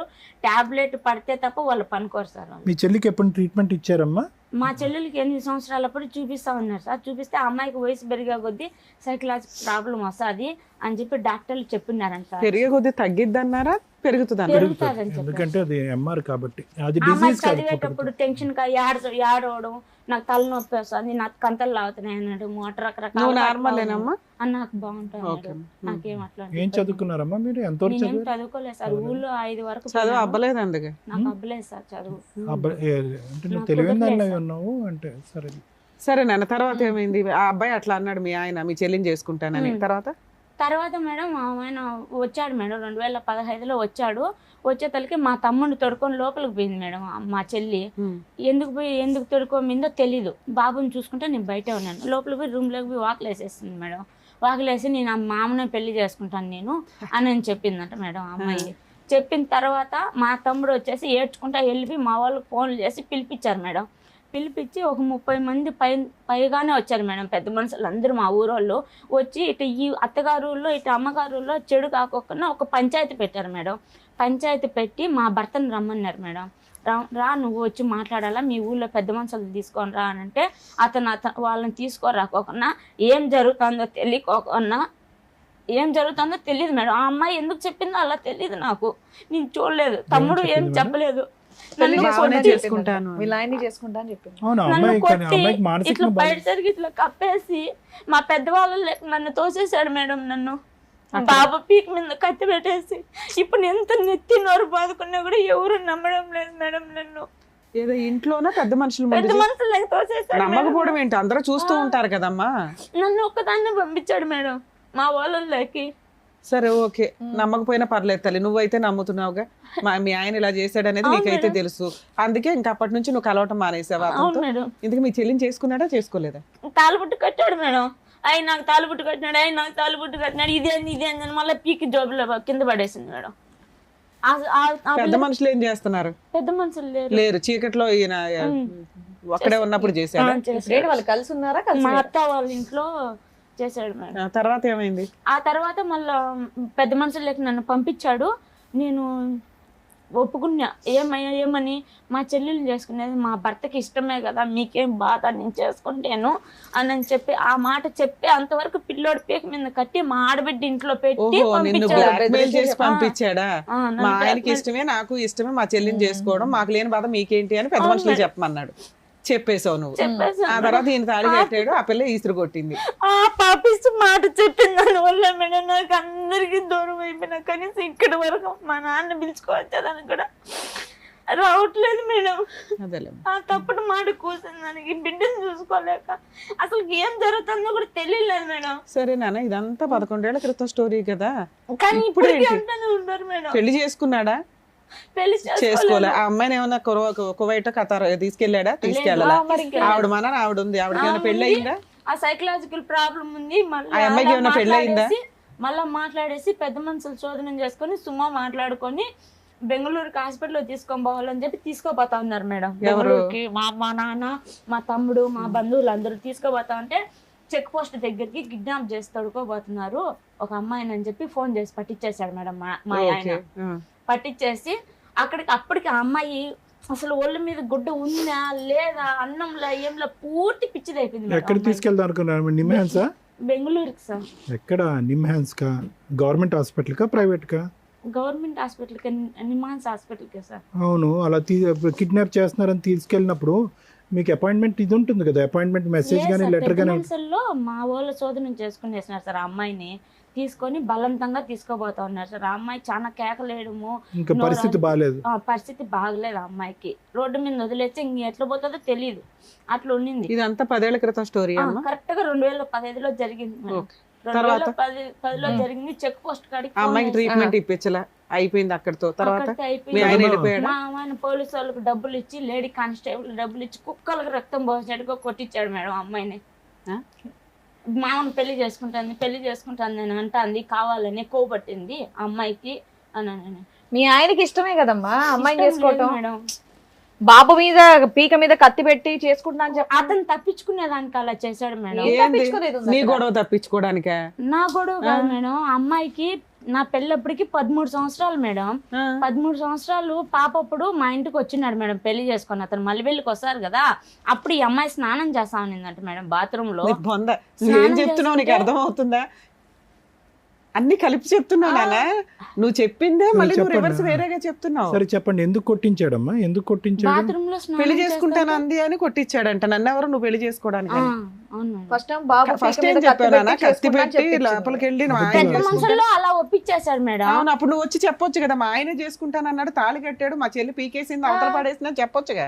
మళ్ళీ నాకు తెలియకోకుండా మళ్ళీ పోలీస్ స్టేషన్ ఈ రకంగా పంచాయతీ జరిపించాడు. ఒక్క నిమిషం, ఏం పేరమ్మా? ఎవరి పేరు? మీ పేరు? జ్యోతి సార్. ఎందుకు వచ్చారు ఈ రోజు మీరు? ఫస్ట్ అది చెప్పండి, దాన్ని బట్టి వెనక్కి వెళ్తారు. కానీ ఇంకా 2015లోనే ఉన్నాం, అరగంట బట్టి. ఎందుకు వచ్చారు ఈ రోజు? సార్ నాకు మా భర్త అప్పుల్లో ఇరికిచ్చేసారు సార్. మా చెల్లి మాట ఎత్తుతున్నారు సార్. ఫైనాన్షియల్ నువ్వు విడిగిపోయావు కదా, విడిపోతే ఆయన అప్పులకి నీకేం సంబంధం? నువ్వేం కేసులు వేయలేదా? ఏం కేసులు వేసావు చెప్పు? 490 వేసావు. ఇంకా అది పట్టించుకోవడం లేదు, జరగడం లేదు మేడం. మళ్ళీ కంప్లైంట్ ఇచ్చాను. మెయింటెనెన్స్ కేసు వేసావా? పిల్లోడికి నీకు మెయింటెనెన్స్ కావాలని ఏమి ఆయన పంపిస్తున్నాడా డబ్బులు? లేదు మేడం. డబ్బులు పంపించకపోతే ఎలా బతుకుతున్నావు నువ్వు? మా అమ్మోళ్ళ ఇంట్లోనే ఉన్నా మేడం. అమ్మే అప్పులు ఏంటమ్మా? ఒక ఫైనాన్షియల్ అప్పులు ఏంటమ్మా? ఎవరు చేసిన అప్పులు ఎందుకని? సార్ ఈ రోజు ఎందుకమ్మా ఇక్కడికి వచ్చావంటే, మా ఆయన అప్పుల్లో నన్ను ఇరికించాడు అని అంటున్నావు. డబ్బులు ఇవ్వనోడు నిన్ను అప్పుల్లో ఎలా ఇరికించాడు? అప్పుల్లో సార్ అంటే నేను ఒక్కొక్కటి విడివిడిగా చెప్తాను సార్, అన్ని కలిపి చెప్తే కన్ఫ్యూజ్ అయిపోతున్నాను నేను. అప్పుల్లో అంటే సార్ 2014లో ఇంటికి వచ్చాడు కదా సార్, అప్పుడు భూమి కొన్నాడు సార్. భూమి కొని నా బంగారు 12 తులాలు బంగారం ఉంది సార్, బ్యాంకులో పెట్టి భూమి కొన్నాడు సార్. భూమి కొని ఎవరి పేరు మీద పెట్టాడు? అది అతని పేరు మీద కొన్నాడు, మళ్ళీ నా పేరు మీదకి రాపిచ్చాడు సార్ కోయటి పెట్టేటప్పుడు. అవి పాస్బుక్లు అవన్నీ తాకట్టు పెట్టించాడు అనమాట. అప్పులు ఎక్కువైపోయినాయని చెప్పేసి తాకట్టు పెట్టించేసి ఈ గొడవలు జరిగినాయి సార్. 2015లో వెళ్ళిపోయినాడు. వెళ్ళిపోయి ఏం జరిగినాయో నాకు తెలియదు సార్. నాకు ఒక మ్యాజిక్ లాగా అన్ని చేసేసాడు సార్ మా భర్త. ఎంత డబ్బులు అప్పు చేసాడమ్మా? తాకట్టు పెట్టి ఎంత తీసుకున్నాడు డబ్బులు? నా బంగారు పెట్టి 1,00,000 రూపాయలు తీసుకున్నాడు. ఒకసాట బ్యాంకులో వచ్చి మళ్ళీ ఇంకోసాట 50,000 తీసుకున్నాడు. తీసుకుని 12 తులాలు బంగారు ఒకే చోట పెట్టలేదు సార్, 2 విధాలుగా పెట్టాడు. తీసుకున్నాడు. అవి ఉన్నాయి సార్ నా దగ్గర కూడా. ఓవరాల్ గా మీ ఆయనకి ఎంత అప్పులు ఉన్నాయి? నిన్ను ఎవరు అడుగుతున్నారు? ఆ అప్పులు తెమ్మని కాడ తెచ్చి ఇమ్మని కాడ ఇచ్చాను మేడం. భూమి మీద నువ్వే సంతకాలు పెట్టి తీసుకున్నావా? పెట్టాను మేడం. ఓవరాల్ గా ఎంత అప్పులు ఉన్నాయి నీకు? 10 పైనే ఉన్నాయి మేడం. 10 లక్షల దాకా. ఇక్కడికి ఎందుకు వచ్చావు? ఇక్కడికి ఎందుకు వచ్చానంటే మేడం, నాకు అప్పులు ఎక్కడున్నా నన్ను నా బిడ్డను ఎవరు అడగకూడదు, అది క్లోజ్ కావాలి మేడం. నా బాబుని ఇబ్బంది పెడుతున్నాడు, స్కూల్ కాడికి పోయి బాబుని పట్టుకొని కిడ్నాప్ చేసేస్తే ఎవరంటున్నారు? అప్పులు వాళ్ళు సార్. అప్పుడు సో, వాళ్ళ అమ్మ వచ్చి కడతాది, వాళ్ళ అమ్మ పేరుతో ఉంది. నీతో పాటు ఎవరైనా వచ్చారా ఇక్కడ మాట్లాడడానికి? నాతో పాటు నీ పేరు మీద భూమి ఉందన్నావు కదా ఇప్పుడు, మరి అమ్మేసి కట్టేయచ్చు కదా. అది వేరే వాళ్ళ ఆయకంలో పెట్టేస్తున్నాడు మేడం. అన్ని చిక్కులు ఇరికిచ్చేస్తున్నాడు మేడం. అమ్మ అప్పు నెంబర్ 1 అది. అప్పు నెంబర్ 2 ఏంటి? అప్పు నెంబర్ 2 అంటే ఇంకా ఊళ్ళో ఇల్లు స్థలం ఉంది సార్ మా బావ వాళ్ళది. ఊళ్ళో ఇల్లు స్థలం ఉంటే 4 అన్నదమ్ముళ్ళు, మా భాగం మా మధ్య. అక్కర్లేదమ్మా, నెంబర్ 2 అప్పు ఏంటో చెప్పండి. అప్పులు తీర్చే వేదిక కాదు ఇది, అర్థమైందా? మీరు ఇక్కడ అప్పులు తీర్చరు. నాకే బోల్డెన్ అప్పులు ఉన్నాయి. అవన్నీ కాదు, ఇక్కడ అప్పులు తీరుస్తారని కాదు, నీ భర్తతో నీకేమన్నా సమస్య ఉందా? ఫైనాన్షియల్ ఆస్పెక్ట్ ఇక్కడ ఏమీ చేయమమ్మా. ఆ ఆశతో, ఆ కోరికతో, ఆలోచనతో వచ్చుంటే కనుక వచ్చిన దారినే మీరు వెళ్ళొచ్చు. అలా అయితే కొన్ని లక్షల మంది వస్తారు, నాకు 10 లక్షల అప్పు ఉంది, 20 లక్షల అప్పు ఉంది, పద్మవ్యూహంలో లెక్క తీరుస్తారంటే అని వస్తారు. దాని గురించి కాదు. నీ భర్త దగ్గర నుంచి నీకేమన్నా అన్యాయం ఉందా? మీ కుటుంబ సభ్యుల దగ్గర నుంచి మేము ఏమన్నా అన్యాయం ఉందా? అప్పు ఎలా తీర్చాలన్నది మీరు బయటకు వెళ్ళి లెక్క తేల్చుకోండి. ఆ లెక్కలు ఇక్కడ చెప్పకండి. కానీ నాన్న, నీకు ఇంత అన్యాయం జరిగితే నువ్వు న్యాయం కోసం వేయాల్సిన కేసులు ఎందుకు వేయలేదు ఇప్పటిదాకా? నాకు తెలిసినంత వరకు ఆ ఒక్క కేసు వేసాను మేడం, అదే ముందుకు అవునా? వెళ్ళలేదు. ఇప్పుడు మా ఎపిసోడ్ లో ముందుకెళ్ళలేదు. చూస్తాము అనేది నువ్వు అర్థమైపోయింది దీన్ని బట్టి. ఎందుకంటే ఇక్కడ ఏదో న్యాయం జరిగిద్దని వచ్చావు అంటే మా ఎపిసోడ్లు అన్ని చూస్తున్నట్లే. అవును మేడం, లీగల్ గా ఎలా ఉంటది, ఏం కేసులు వేసుకోవాలి, మీ ఆయన దగ్గర నుంచి ఆ డబ్బులు ఎట్లా వసూలు చేసుకోవాలి, ఉచిత న్యాయ సహాయం చేసే ప్లేసులు ఎక్కడ, ఇవన్నీ నేను మాక్సిమం ఎపిసోడ్లో చెప్తూనే ఉన్నా. అలా ఎందుకు మీరు ప్రయత్నించలేదు? ప్రయత్నించాను మేడం. ఇప్పుడు కూడా ఒకటి కంప్లైంట్ అర్జీ ఇచ్చున్నాను మేడం స్టేషన్ లో. నువ్వు ఓన్లీ పోలీస్ స్టేషన్ కేసే ఇస్తున్నావు. ఇస్తున్నా. ఈచ్ కేసు యొక్క ఒక్క నిమిషం నాన్న, ఈచ్ కేసు యొక్క పవర్స్ వేరు. నీ అప్పు తీరాలి అంటే దానికి వేయాల్సిన కేసు వేరే. ఓకేనా? అది ఏ అడ్వకేట్ ని కలిసినా చెప్తారు కదా నాన్న. మేడం నేను ఎంతవరకు ఎందుకు వచ్చానంటే మేడం, చిన్న ప్రాబ్లం కాదు వల్ల రాలేదు మేడం, నేను చాలా పెద్ద ప్రాబ్లం వల్ల వచ్చాను మేడం. మా చెల్లెల విషయంలో ఏ తప్పు లేదు మేడం, ఆ అమ్మాయికి హెల్త్ ప్రాబ్లమ్స్ మేడం. కాబట్టి నా దగ్గర పేపర్లు ఉన్నాయి. 2 నెలలు కుక్క కంటే ఈనంగా పన్నాను మేడం నేను హాస్పిటల్. పిల్లాడు చదువుకుంటున్నాడా? ఇల్లు ఎలా గడుస్తుంది నీకు? అమ్మాయి మేడం, నీ మిషన్ కుట్టుకుంటా, ఒక కన్ను మా చెల్లి మీద ఎలా, ఒక కన్ను నా బిడ్డ మీద వేసి చూసుకొని. మీ చెల్లి బాధ్యత నీకెందుకమ్మా? నీ చెల్లి బాధ్యత నీకెందుకు? మీ తమ్ముడు ఏం చేస్తున్నాడు? తమ్ముడు ఉన్నారు కానీ అమ్మాయికి హెల్త్ ఇప్పుడు ప్రాబ్లం. ఎంత అమ్మాయి వయసు ఎంత? ఇప్పుడు 26, 27 ట్రీట్మెంట్ నడుస్తుందమ్మా? నడుస్తుంది సార్. రిహాబిలిటేషన్ యూనిట్లో ఎప్పుడన్నా పెట్టారా? మెంటల్ హెల్త్ అసైలంలో ఎప్పుడన్నా పెట్టారా? అదేమో తెలియదు సార్, నా దగ్గర అయితే పేపర్లు మందులు వాడుతుందా? వాడుతుంది సార్. ఇప్పుడు స్థిమితంగా ఉందా తను? అవును సార్. లేదంటే అక్కడ ఏమైనా రిహాబిలిటేషన్ సెంటర్లో నేను రికమెండ్ చేసి పెట్టించమంటారా? ఇప్పుడు ఒకటమ్మా, ఒక పక్క నుంచి నేను అబ్బాయిని చూసుకోవాలి, ఇంకో పక్క నుంచి చెల్లిని చూసుకోవాలి అంటే కనుక ఈరోజు అది చాలా కష్టసాధ్యం. నీ కొడుకు మీరు తేరుకుని బయటపడటానికి ప్రయత్నం చేయండి, మీ కాళ్ళ మీద మీరు నిలబడండి. ఆ అమ్మాయికి ఏదన్నా మానసిక పరిస్థితి బాగాలేదు, మీ లోకల్ ఏరియాలో రిహాబిలిటేషన్ సెంటర్లో పెట్టుకుని కంటిన్యూస్గా నీమే బరువు లేకుండా అమ్మాయికి ట్రీట్మెంట్ ఇప్పించాలంటే మీ ఏరియాలో నాకు చాలామంది తెలుసు, ఆ ఏర్పాటు నేను చేస్తా. ఆ సమస్య గురించి ఇక్కడ మీరు ముడిపెట్టకండి. ఇప్పుడు మీరు ఏ సమస్య గురించి వచ్చారో అనేది చాలా క్లియర్ కట్గా మాట్లాడుకోవాలి. ఫస్ట్ ఓపెనింగ్ ఏమన్నారు? ఏమండి నాకు ఇన్ని అప్పులు ఉన్నాయండి, ఒక్క అప్పు వాడు కూడా నా మీదకి రాకూడదంటే అప్పు తీసుకున్నవాడు మీదకి ఎందుకు రాడమ్మా? వస్తున్నారు సార్. మరి వాడు వస్తున్నారు. కుటుంబాన్ని పోషించాలి. నీ భర్త మాటలు విని ఎలా మోసపోయారు మీరు? అది క్లారిటీ ఇవ్వండి నాకు మీ ఒక్కసారి. తమ్ముడు ఏం చేస్తున్నాడమ్మా? అమ్మా, ఫస్ట్ ఆఫ్ ఆల్ అక్కడికి వెళ్ళాక మీ ఆయన ఫస్ట్ డే నుంచే అసలు మీరు ఎప్పుడు సుఖంగా లేరు, ఎప్పుడు కొడతాడు నా మాట విన్నప్పుడు, అలాంటి 4 ఏళ్ల తర్వాత ఒక చిన్న పిల్లాడు ఉన్నప్పుడు ఆయన పెట్టమన్న చోట సంతకాలు ఎందుకు పెట్టావు? నువ్వేమన్నావు? నాకంతా బానే ఉందండి, నేను నార్మల్ గా ఉన్నాను, నేను కరెక్ట్ గా ఉన్నాను. మరి ఆ మాత్రం జ్ఞానం లేదా? అక్కడ దుబాయ్ తీసుకెళ్లి నిన్ను నానా హింసలు పెట్టారు, మరి అలాంటి వాళ్ళ మీద నమ్మకంతో ఎలా పెట్టావు? నేను బాబుకు మనకే కదా అని చెప్పి అలా అమ్మ ఆశలు ఏమన్నా పెట్టేస్తాను. విన్నాడు? నీకు పెళ్ళి అయ్యే టైంకి నీకు 16 సంవత్సరాలు, నువ్వు సంతకం పెట్టే టైంకి నీకు 21 సంవత్సరాలు. 21 సంవత్సరాల పాటు 5 సంవత్సరాల పాటు నరక యాతన అనుభవించాను. మెడపట్టుకుని బయటకు గెంటేశాడు. అక్కడ బావ కరెక్ట్గా లేదు, భర్త కరెక్ట్గా లేడు, కొడుకు అనేటటువంటి జ్ఞానం కూడా లేకుండా టికెట్ కొని వెనక్కి పంపించండి. ఎలా నమ్ముతావు? ఇప్పుడు నీ మాట మమ్మల్ని ఎలా నమ్మంటావు? నీ మాట మమ్మల్ని ఎలా నమ్మంటావు? కొడుకు గురించే అని అన్నావు. పోనీ అది ఒక ఎత్తు. రెండోది, మూడోది, నాలుగోది, 4 అప్పులు చెప్తున్నావు నువ్వు. 4 భారీ స్థాయి అప్పులు, 10 లక్షలు. అప్పు ఇచ్చినోడు నా మీదకి రాకూడదండి, వాడికి మీరు ఏమైనా వార్నింగ్ అంటే మేము అలా చేయవమ్మా. అప్పు ఇచ్చినోడు వాడు కడుపుమంటే వాడు చెప్పడా? వాడు బాధపడ్డా? చెప్తారు. ఫైనల్గా సంతకాలు పెట్టి ఎవరు మీడియేషన్ ద్వారా అప్పులు చేయబడినాయి? నేను ఎవరు బలవంతం చేసి ఎవరు అప్పులు తీసుకోలే కదా. ప్రతి చోట నీ సంతకం ఉండుంటది, ప్రతి చోట నువ్వు పెట్టినటువంటి తాకట్టు ఉంటుంది. అదే సార్ నేను చేసిన తప్పు. పెళ్ళైన తర్వాత ఇదేంటి దుబాయ్ ఒకసారి చేయొచ్చు, 2 సార్లు చేయొచ్చు అమ్మా. జీవితాల్ని పనంగా పెట్టి పిల్లోడి యొక్క భవిష్యత్తు పనం పెట్టి నరకం చూపెట్టేటువంటి రాక్షసులకి పదే అప్పులు సంతకాలు పెట్టి ఎవరు? నాన్న 2 క్వశ్చన్లు. 10 ఏళ్ళు అయింది నువ్వు అప్పు చేసి, అప్పులో ఊరుకున్నారా ఇప్పటిదాకా? బాండ్ రాపించుకుంటా ఉన్నారు మేడం. ప్రతిసారి బాండ్లు ఇప్పటికి ఎన్ని ఎంత కట్టరా? 3 సార్లు రాపించాను మేడం. ఒక్కొక్కళ్ళు. నీ దగ్గర ఏమున్నాయని? అంటే నేనేం సొంతంగా తేలేదు మేడం, మా భర్త చెప్పితే ఇచ్చారు కదా కాబట్టి నన్ను బలంతం పెట్టలేదు మేడం. అతని దగ్గర నుంచి రాబట్టుకోవాలంటే 8 లక్షల స్టోరీ ఉంది కదా మేడం, సైన్లు కావాలి కదా మేడం, టైం ఉండాలి కదా వాళ్ళకు డబ్బులు తీసుకోవాలంటే అట్లా రాపించుకుంటున్నారు. ఇప్పుడు అతను ఏం చేశాడంటే చచ్చిపోయినాడా బతికున్నాడా అనేది అడ్రస్ లేకుండా కోవిడ్ లో ఉండిపోయినాడు. కోవిడ్ లో మీ అమ్మ వాళ్ళు నాన్న వాళ్ళు ఎతికితే దొరకరా? దొరకలేదు మేడం, మాకు టచ్ లేదు మేడం. మీ తమ్ముడు ఏం చేస్తున్నాడు ఇప్పటికి? తమ్ముడు పెళ్ళయింది, 2 పాపలు. ఆయన బాగానే ఉన్నాడు, ఆయన కుటుంబం ఆయన ఉన్నాడు మేడం. ఇంట్లో మీకేం ఖర్చులకు గానీ ఏమి ఇవ్వడు, అమ్మ చూసుకుంటాది, అక్కడ ఇస్తాడు. నుంచి మీ అమ్మాయి చూసుకుంటుంది, నువ్వు మిషన్ కుట్టుకుంటున్నావు. పిల్లాడు చదువుతున్నాడా? చదువుకుంటున్నాడు. గవర్నమెంట్ స్కూల్లోనా ప్రైవేట్ స్కూల్? గవర్నమెంట్ స్కూల్లో వేసినాను, కానీ మా భర్త ఎవరినంటే వాళ్ళు పంపిస్తున్నాడు, నా బిడ్డను తీసుకోరప్పని. పోనీ పంపించేస్తే అక్కడ బాగుంటాడు, నీకు అడ్రస్ కూడా దొరికిద్దిగా. పిల్లోడు అక్కడ ఉన్నాడు అనుకో, అప్పులోడు అక్కడ చూపించవచ్చు కదా, నువ్వు అక్కడ ఉన్నాడు రప్పించుకోండి అని. కానీ ఏ రోజు బాబుని మన బిడ్డ అని వాళ్ళు ఏ రోజు చూడలేదు మేడం. నాన్న నువ్వు ఇక్కడ కూర్చున్న దగ్గర నుంచి ఒకే వర్షన్ని 2 రకాలుగా మాట్లాడుతున్నావు. ప్లీజ్ కొంచెం చూడండి. సరే, మీకున్న ఆప్షన్ ఏంటంటే అప్పులోళ్ళు మీ దగ్గరికి రాకూడదు, మీ ఆయన దగ్గర నుంచి రక్షణ కావాలి, నీ పిల్లోడు నీ దగ్గరే ఉండాలి. దీనికి ఏం చేయాలని అడగడానికి వచ్చావు, అంతేనా? అలాగే మీ సిస్టర్ కి హెల్త్ ప్రాబ్లం ఉంది, సార్ ఏమైనా హెల్ప్ చేయగలిగితే అది కూడా, అంటే మేమే చెప్తున్నాం, ఈ ఆఫర్ కూడా మేమే ఇస్తున్నాం, నీకేం అడగాలో తెలియట్లేదు కాబట్టి. సరే కాసేపు సైలెంట్ ఉండు.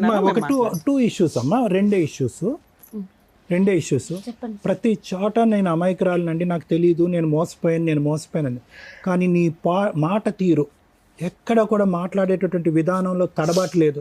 మీ సిస్టర్కి మెంటల్గా బాగుండకపోవచ్చేమో, కానీ మీ చుట్టాలు ఎవరికన్నా సైకలాజికల్గా పోవచ్చు, కానీ నువ్వు చాలా తెలివైన దానివమ్మ. Let me make it a very frank opinion here. నువ్వు చాలా తెలివైన దానివి, నీకు భగవంతుడు ఆలోచన శక్తి ఇచ్చారు, చాకచక్యం ఇచ్చారు, దాంతోపాటు ఒడిదొడుకులు ఎదురుది సక్సెస్ఫుల్గా నిలబడి పిల్లని ఈ స్థాయి వరకు పెంచేటటువంటి 15 సంవత్సరాల ప్రయాణంలో మీ మ్యారేజ్లో 2 years పాటు నువ్వు ఎక్కడో కువైట్లో ఉన్నావు, మిగతా మొత్తం 13 years పాటు అందరి సమక్షంలోనే నువ్వు ఉన్నావు. అందరికీ తెలుసు, ఎల్కేజీ నుంచి యూకేజీ పిల్లోడు, 2nd standard పిల్లోడు కూడా జ్యోతికి వాళ్ళ భర్తకు పడుతుందంటే కనుక అందరికీ తెలుసు కదా. ఎవరైనా పోనీ జ్యోతి వాళ్ళ భర్త అన్యోన్యంగా ఉంటాం అనేది ఎవరైనా చూసారా? ఎవరు చూడలేదు.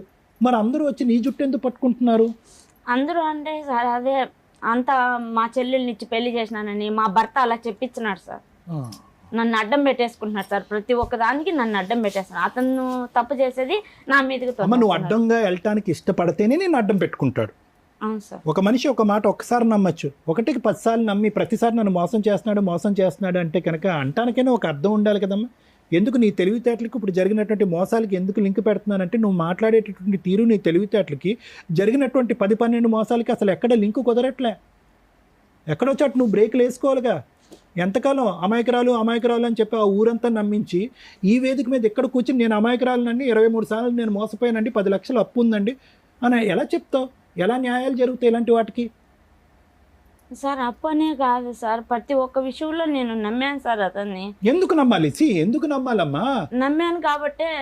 ఏమండి 20 సంవత్సరాల పాటు శుభ్రంగా కాపురం చేసామండి, 21వ సంవత్సరం నుంచి మోసం చేశాడండి, కాబట్టి 21వ సంవత్సరంలో అతడు దొంగని నాకు అర్థమైందండి అంటే అర్థమైంది. పెళ్ళైన కాడి నుంచి ఇప్పటి వరకు మొత్తం కంటిన్యూస్గా మోసాలు అయిపోతూ ఉంటే కనుక ఎలా నమ్మావు? మళ్ళీ నీ తెలివితేటలకే నేను ముడి పెడతాను. మీ చెల్లి పిచ్చిదయ్యి ఉండొచ్చు, నువ్వు చాలా తెలివైన దానివి. మోసం చేసేటటువంటి వ్యక్తిని 10 నిమిషాలు ఎదుర్కొంటూ నిలబడినా కూడా కనిపెట్టేటటువంటి మానసిక స్థైర్యం, తెలివితేటలు నీకు ఉన్నాయి. అలాంటిది 15 సంవత్సరాల పాటు ఒక వ్యక్తి యొక్క మానసిక పరిస్థితిని అసెస్ చేయలేదా నువ్వు? కనుక్కొని సార్ 10 సంవత్సరాల నుంచి దూరం అయిపోయినా సార్, వద్దని చెప్పేసి. ఈ అప్పులన్నీ 10 సంవత్సరాల లోపే అయిపోయినాయి, అంతకు ముందే అయిపోయినాయి. అవును సార్. ఇంకా నేను సొంతంగా తేలాలి కాబట్టి అతను చెప్తే ఇచ్చారు కాబట్టి నా దగ్గర బాండ్లు రాపించుకుంటా సగాన్ని సగం కట్టిపించుకున్నారు. ఇప్పుడు ఇంకా వడ్డీ అసలు కలిపి 10. ఇప్పుడు మీతో పాటు ఎవరు వచ్చారు? నేను బాబు వచ్చాను sir. With your permission madam, with your permission ఒక్కసారి అబ్బాయిని కూడా పిలిచి 1-2 క్వశ్చన్. పిల్లడికి ఏం తెలుస్తుంది అని అంటే వాళ్ళ నాన్న మాట్లాడుతా ఇప్పటి వరకు ఇవి చెప్పింది. నాకు ఏంటంటే చిన్న డౌట్, అట్లీస్ట్ వాళ్ళ నాన్న ఫోన్ చేసి మాట్లాడుతున్నాడా లేదా, ఏంటి ప్రవర్తన ఏంటనేది ఒక్కసారి నేను తెలుసుకుందామని అంతే. With your permission. Father son relation. నీ పేరేంటి? రామ్ గోవర్ధన్.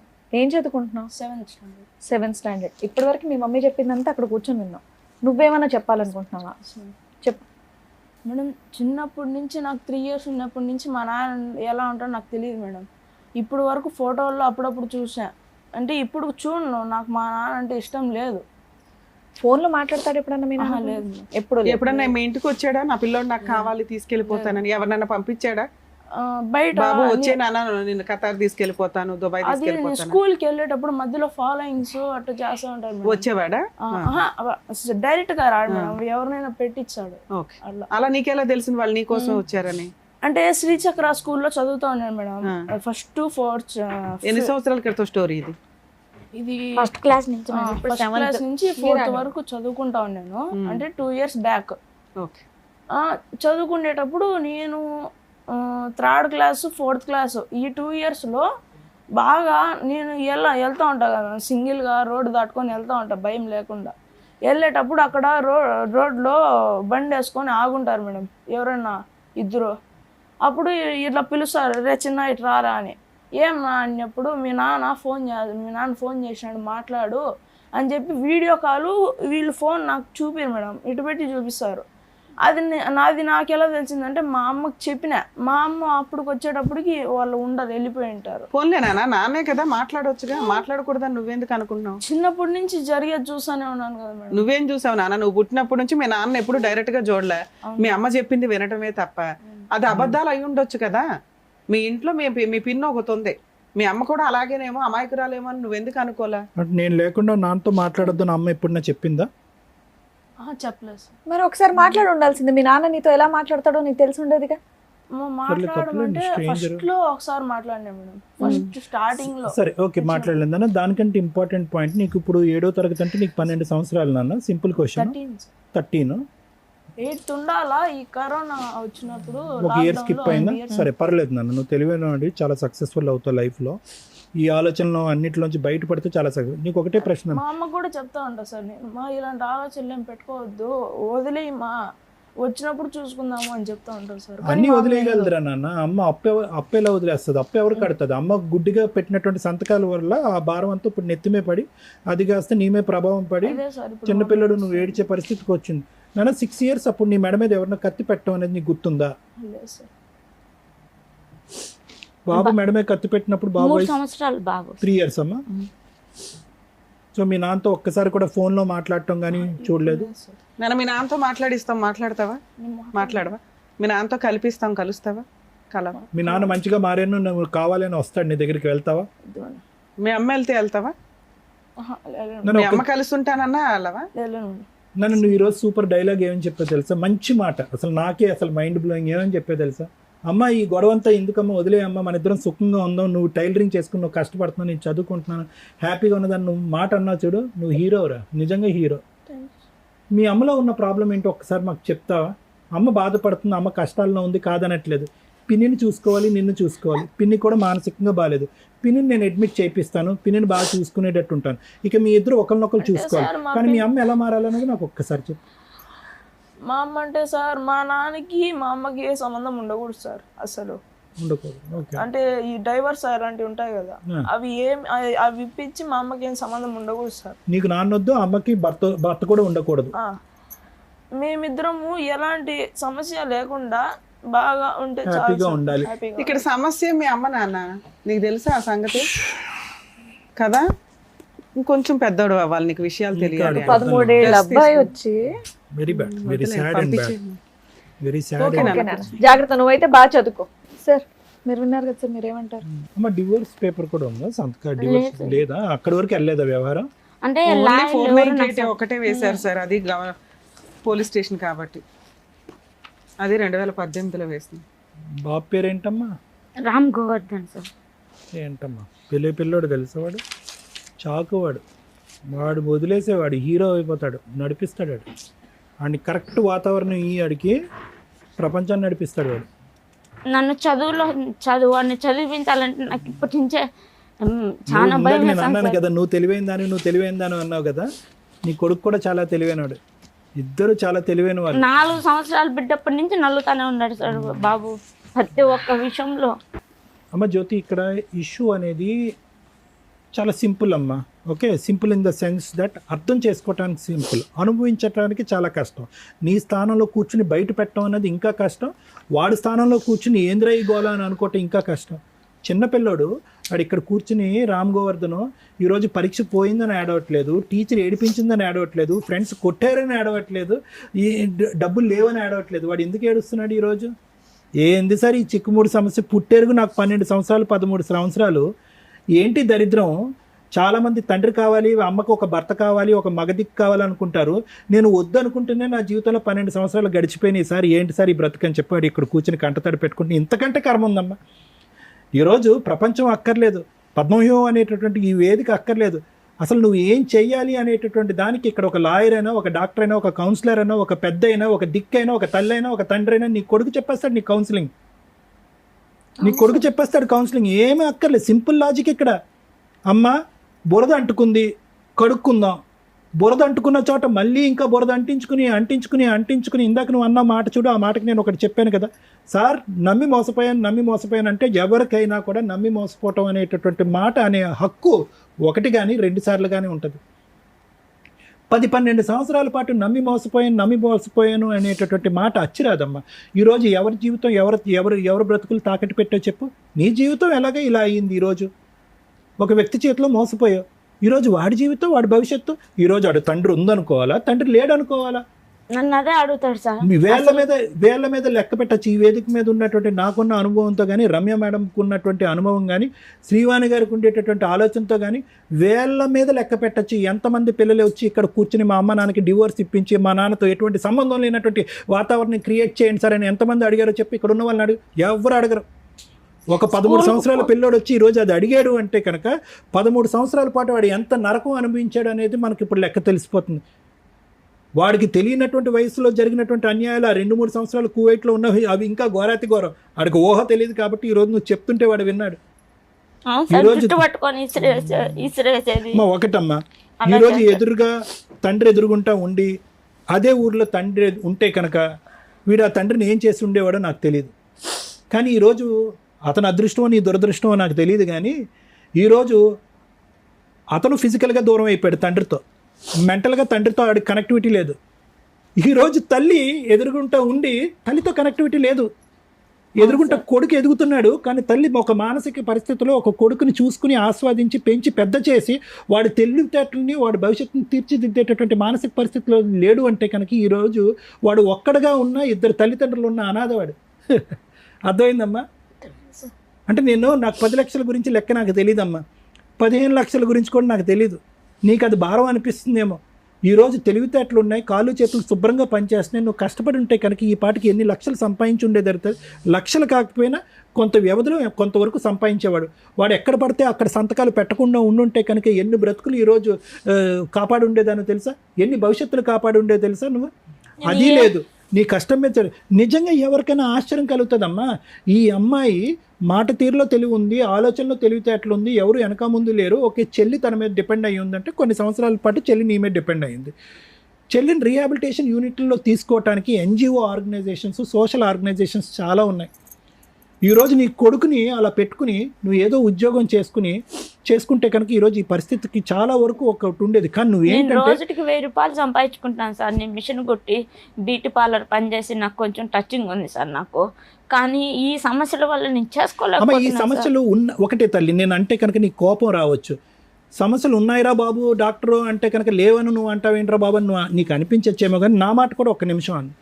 నీ 80 to 90% నీ ఎనర్జీ, నీ మానసిక పరమైనటువంటి ఎనర్జీ అంతా కూడా ఒక వ్యక్తి గురించి తాకట్టు పెట్టాను. ఆ వ్యక్తి మరి అంతే అంటారమ్మా, మెంటల్ కానీ మెంటల్ ఇది. అదేం మెంటల్ నేను చెప్తా. మీ సిస్టర్కి ఒక సైకలాజికల్ ప్రాబ్లం ఉంది, దానికి బెంగళూరు ఎక్కడెక్కడికో వెళ్ళి ట్రీట్మెంట్ చేశారు. ఇది కూడా ఒక విధమైనటువంటి సైకలాజికల్ ప్రాబ్లమే. ఎటువంటి సైకలాజికల్ ప్రాబ్లం అంటే ఊరు వాడ జనము కొడుకు అందరూ కూడా మొత్తుకుని ఈ దరిద్రాన్ని ఇక్కడితో వదిలేసేయమ్మా, నీ కాయ కష్టం చేసి నువ్వు బతుకు, రూపాయి అప్పు తీర్చుకో, ఆ దరిద్రుని అలా వదిలేసేయి. వాడు ఎక్కడో కువైట్లో ఉన్నాడు, ఇక్కడున్న వాడినే ఉద్ధరించలేకపోతున్నారు, ఎక్కడో కువైట్లో ఉన్న వాళ్ళని నువ్వెలా ఉద్ధరిస్తావు? నీ వయసు హరించిపోతుంది, నీ ఆలోచన హరించిపోతుంది, కొడుకు భవిష్యత్తు హరించిపోతుంది అనేటటువంటి ఆలోచన 10 మంది చెప్పిన రానటువంటి ఒక వ్యక్తిని నలుగురు ఏమంటారమ్మా? మెంటల్ అనరా? ఇక్కడ నేను చెప్పేది ఒకటి సింపుల్ లాజిక్ అమ్మా. ఆడు ఎదిగిపోతున్నాడు, వాడికి 13, తర్వాత 15, తర్వాత 17, 18, తర్వాత వాడు అంటాడు, అరే నీకు ఎవరెవరు ఉన్నారా అంటే కనుక మా నాన్న కళ్ళెదురుగుంటా లేడు సార్, మా అమ్మ కళ్ళెదురుగుంటా ఉన్నా లేదు సార్ అంటాడు. చాలా మందికి మీ నాన్న ఏడున్నాడు అంటే మా నాన్న లేడు చనిపోయినాడు అంటారు. చనిపోవడం నన్ను చూసి ఎందుకు మీ కొడుకు అలా చెప్తున్నాడంటే వాడు అలా చెప్తున్నాడు ఎందుకంటే మా భర్త అలా ప్రాబ్లం. అమ్మా నాన్న లేడు అనేది మా అమ్మ మా నాన్న యొక్క ఉచ్చులో పడి మా నాన్నే కావాలి అనే ఆలోచనతో, లేదంటే మా నాన్న వచ్చి అప్పు తీర్చాలనేటటువంటి ఆలోచనతో ఒక పిచ్చితనంతో ఎక్కడ పడితే అక్కడ సంతకాలు పెట్టి మా నాన్న దూరంగా ఉండి చచ్చిపోయాడు, మా అమ్మ కళ్ళెదురుగుంటా ఉండి కూడా నాకు ఉన్నట్టు అనిపించలేదు అనే మాట కూడా అంటాడు. చూడండి వాడు పెద్దయ్యాక మా అమ్మ ఎప్పుడూ ఒక లోకంలో ఉండేదండి, ఒక పరిజ్ఞానంలో ఉండేదండి అనేటటువంటి మాట వాడి దగ్గర నుంచి వస్తుంది. ఈరోజు నన్ను ఇంకో గంట మాట్లాడమన్నా నేను నీ గురించి మాట్లాడినమ్మా, నేను గోవర్ధన్ గురించే మాట్లాడతా. ఇంకో గంట సేపు మాట్లాడమన్నా ఎందుకంటే నీ భవిష్యత్తుని నువ్వు ఇలా అగ్గిపుల్ల గీసుకుని నువ్వు అంటించుకున్నావు. వాడి భవిష్యత్తు ఎవరు అగ్గిపుల్ల గీశారు ఇక్కడ? ఒక చిన్న పిల్లోడు ఇక్కడ కూర్చుని 13 సంవత్సరాల పిల్లోడు ఈరోజు కూర్చుని ఎవరో చనిపోయినట్టునో, ఒక గొప్ప ఎగ్జామ్లో ఫెయిల్ అయిపోయినట్టునో, భవిష్యత్తు అంతా సర్వనాశనం అయిపోయినట్టునో, లేదంటే సునామీ వచ్చినట్టుగానో వాడు ఏడుస్తున్నాడు ఈరోజు. ఏం కర్మ వాడికి? వెళ్ళిపోదాం పామ్మ, నువ్వు ఎక్కడికన్నా ఉంటారు సార్. నన్ను ఎక్కడికి వెళ్ళిపోతారమ్మా? అంటే రాజంపేట వదిలిపెట్టేసి ఎక్కడికన్నా దూరంగా సరే వెళ్ళి వినమ్మా, బతుకున్నాం జ్యోతి వినమ్మా, బాగున్నాడు. ఒకటే పాయింట్ అమ్మా, నేను ఒకే పాయింట్ చెప్తాను, నేను క్లోజ్ చేస్తాను. ఇప్పటికైనా ఈ వేదిక ద్వారా నీకు కొద్దిగా జ్ఞానం బుద్ధి వస్తే కనుక ఏడవకు. ఏడవలసినటువంటి అవసరం లేదు. బంగారమైనటువంటి కొడుకున్నాడు, బంగారమైనటువంటి భవిష్యత్తు ఉన్నాడు. వాడు 100 మంది మగాళ్ళతో సమానం. నిన్ను నెత్తి మీద పెట్టుకుని పూజిస్తాడు. వాడికి కావలసినటువంటి ఆరోగ్యాన్ని వాడికి ఇవ్వటానికి, ప్రసాదించడానికి నువ్వు డిసైడ్ అవ్వు. వాడు ఎవరినైతే వదిలేసి, ఏ ఆలోచన అయితే వదిలేయమంటున్నాడో ఆ ఆలోచన వదిలేసి ముందుకు రా. మేము హెల్ప్ చేయడానికి రెడీగా ఉన్నాం. నేను మా చెల్లెల విషయంలో నన్ను సేవ్ చేయండి సార్, నాకు అదే పెద్ద. అమ్మ, మీ చెల్లెల్ని లోకల్గా ఉండేటటువంటి అథారిటీస్తో కానీ, లేదంటే అక్కడ కడప జిల్లాలో కానీ, లేదంటే వేరే చోట కానీ నేను NGO ఆర్గనైజేషన్స్తో మాట్లాడి ఆ అమ్మాయిని ఎవరైనా టేక్ ఓవర్ చేసుకుంటారేమో అని చెప్పి నేను అడుగుతా. కానీ ఫస్ట్ ఆఫ్ ఆల్ ఏంటంటే మెంటల్ రిటార్డేషన్ వేరే, మెంటల్ ఇల్నెస్ వేరు అమ్మ. అంటే వినండి ఒక్క నిమిషం అమ్మ. పుట్టుకతో వచ్చేటటువంటి మానసిక వికలాంగత్వం ఒకటైతే కనుక మధ్యలో వచ్చేటటువంటి మెంటల్ ప్రాబ్లం అనేది రెండోది. ఓకే, ఇది ఏది అనేది ఫస్ట్ మనం తెలుసుకోవాలి. ఆ అమ్మాయికి సంబంధించినటువంటి కాగితాలు కానీ, ఆ అమ్మాయి వాడేటటువంటి మందులు కానీ. ఎందుకంటే కనుక విపరీతంగా మానసిక పరిస్థితి బాగాలేకపోతే కనుక హాస్పిటల్కి పంపిస్తారు, రీహాబిలిటేషన్ యూనిట్కి పంపించరు. ఎందుకంటే రీహాబిలిటేషన్ యూనిట్లో అందరూ కూడా రికవర్ అయినటువంటి వాళ్ళు, ఎటు పోలేనటువంటి వాళ్ళు రీహాబిలిటేషన్ యూనిట్లో ఉంటారు. ఈ అమ్మాయి వెళ్ళి అక్కడ ఇంకో విధంగా ప్రవర్తిస్తే కనుక వాళ్ళందరూ డిస్టర్బ్ అవుతారు. కాబట్టి ఫస్ట్ ఈ అమ్మాయి యొక్క పరిస్థితి ఏంటి అన్నది మనం తెలుసుకోవాలి. అప్పుడు దాన్ని బట్టి ఎలిజిబిలిటీ ఉండాలి. ఎలిజిబిలిటీ ఉంటే కనుక ఖచ్చితంగా మనం అక్కడ పెట్టి ఆ అమ్మాయికి అయితే, ఆ అమ్మాయి భారం అయితే నేను ఎత్తుమే లేకుండా అయితే కనుక చేయగలం అమ్మ. ఇది నెంబర్ 1. అదే సార్ నాకు నెంబర్ 1. నెంబర్ 2 ఏంటంటే నాకేమనిపిస్తుంది అంటే జ్యోతి, ఇప్పుడు వరకు నువ్వు చేసినటువంటిది ఒక చీకటి పోరాటం. ఆ పోరాటం కాదంటలేదు, నీ కన్నీళ్ళని చూస్తుంటే మా అందరికీ బాధగా ఉంది. అరే, ఒక ఆడపిల్లకి ఇంత కష్టమా నా అనేటటువంటి వాళ్ళు లేరా, ఎవరు సపోర్ట్ లేరా, ఈ అమ్మాయి ఒక పెద్ద దిక్కుగా ఒక అమ్మాయిని చూసుకుంటుందా అనేటటువంటి బాధతో మా కడుపు తరుక్కుపోతున్నా కూడా ఈరోజు దిశ లేనటువంటి పోరాటంగా బాధేస్తుందమ్మా. ఎందుకు పోరాడుతున్నావో కూడా అర్థం కావట్లేదు. ఒక 2 బ్యాగులు కాగితాలు తీసుకుని వచ్చాయి, ఈరోజు దిశ లేదు. ఎట్టుపోతున్నావు? ఈ పోరాటంలో నువ్వు గెలిచేది ఏమి ఉండదు, ఓడిపోయేది మాత్రం చాలా ఉంటుంది. 10 లక్షలు కాదు, 1 కోటి రూపాయలు ఓడిపోయేది ఉంటుంది ఇక్కడ, పోగొట్టుకునేది. అదే ఇందాక గోవర్ధన్ భవిష్యత్తు గురించి నేను చెప్పాను. ఇది ఎప్పుడు, ఈ తెలివితేటలో ఆలోచన ఎప్పుడైతే ఉండాలి? 2 ఇయర్స్ పాటు దేశం కాని దేశంలో ఒక దుర్మార్గుడు, ఎవరు మీ బావ, వాడు నీతో ఒక చెడుగా ప్రవర్తించి ఈ చేయకూడనటువంటి పనులన్నీ నీతో చేసినప్పుడు, నీ భర్త ఏమొచ్చి క్రికెట్ మ్యాచ్ ఆడుకోవటానికి వెళ్ళిపోయినప్పుడు, మళ్ళా పుత్తూరులో ఇల్లు కొన్నా, 2 అన్నదమ్ముడు కొని అది నన్ను అక్కడ పెట్టాలని వినండమ్మా, వినండి, దానివల్ల వినండి మేడం, వినండి. వాళ్ళిద్దరు దొందే. వీడికి తెలియంది వాడికి ఏం తెలియదు, వాడికి తెలియదు వీడికి అంతా తెలుసు. వాడు క్రికెట్ మ్యాచ్కి వెళ్ళినప్పుడు ఈడు నీ పక్కలో ఉన్నాడు అనేటటువంటి అంశం కూడా తెలుసు. సారీ, తప్పుగా అనుకోకండి, ఇవన్నీ కూడా అన్నీ తెలిసే. ఎక్కడా కూడా నీ భర్త 0.1% కూడా ఒక గుడ్నెస్ అనేటటువంటి అంశం లేనటువంటి వ్యక్తి. అతని ప్రేరేపణ, అతని ప్రోత్సాహంతోనే మీ బావ అనేటటువంటి వాడు అనేది నా అనుమానం. ఎటొచ్చి తీసి పక్కన పెట్టండి, వెనక్కి తిరిగి వచ్చారు. తిరిగి వచ్చిన తర్వాత ఏం చేయాలమ్మా? తిరిగి వచ్చిన తర్వాత ఏం చేయాలి? ఇంకా ఎగ్జాంపుల్స్, ఆలోచనలు లేవు. ఇదేంటి కనికరం లేకుండా మెడపట్టు గెంటేసినటువంటి వ్యక్తితో నేను ఎటువంటి సంబంధం పెట్టుకోవాలనేటటువంటిది అక్కడి నుంచి పోరాడి తెగ్గొట్టుకుని ఉంటే సంవత్సరంలో అయిపోయింది. ఈరోజు నువ్వు బిడ్డని అనేటటువంటి వ్యక్తిని కన్న తర్వాత వాడిని విస్మరించి వేరే పోరాటం చేయటం అనేటటువంటి దాన్ని నేను ఇచ్చే ట్యాగ్లైన్ ఏంటంటే గుడ్డి పోరాటం. ఇప్పటికైనా ఏమీ మించిపోలేదమ్మా. బాబు వెనుకలు పాప కూడా చనిపోయింది సార్, అది పుట్టి చనిపోయిందమ్మా. ఇప్పటికీ ఏమీ మించిపోలేదు.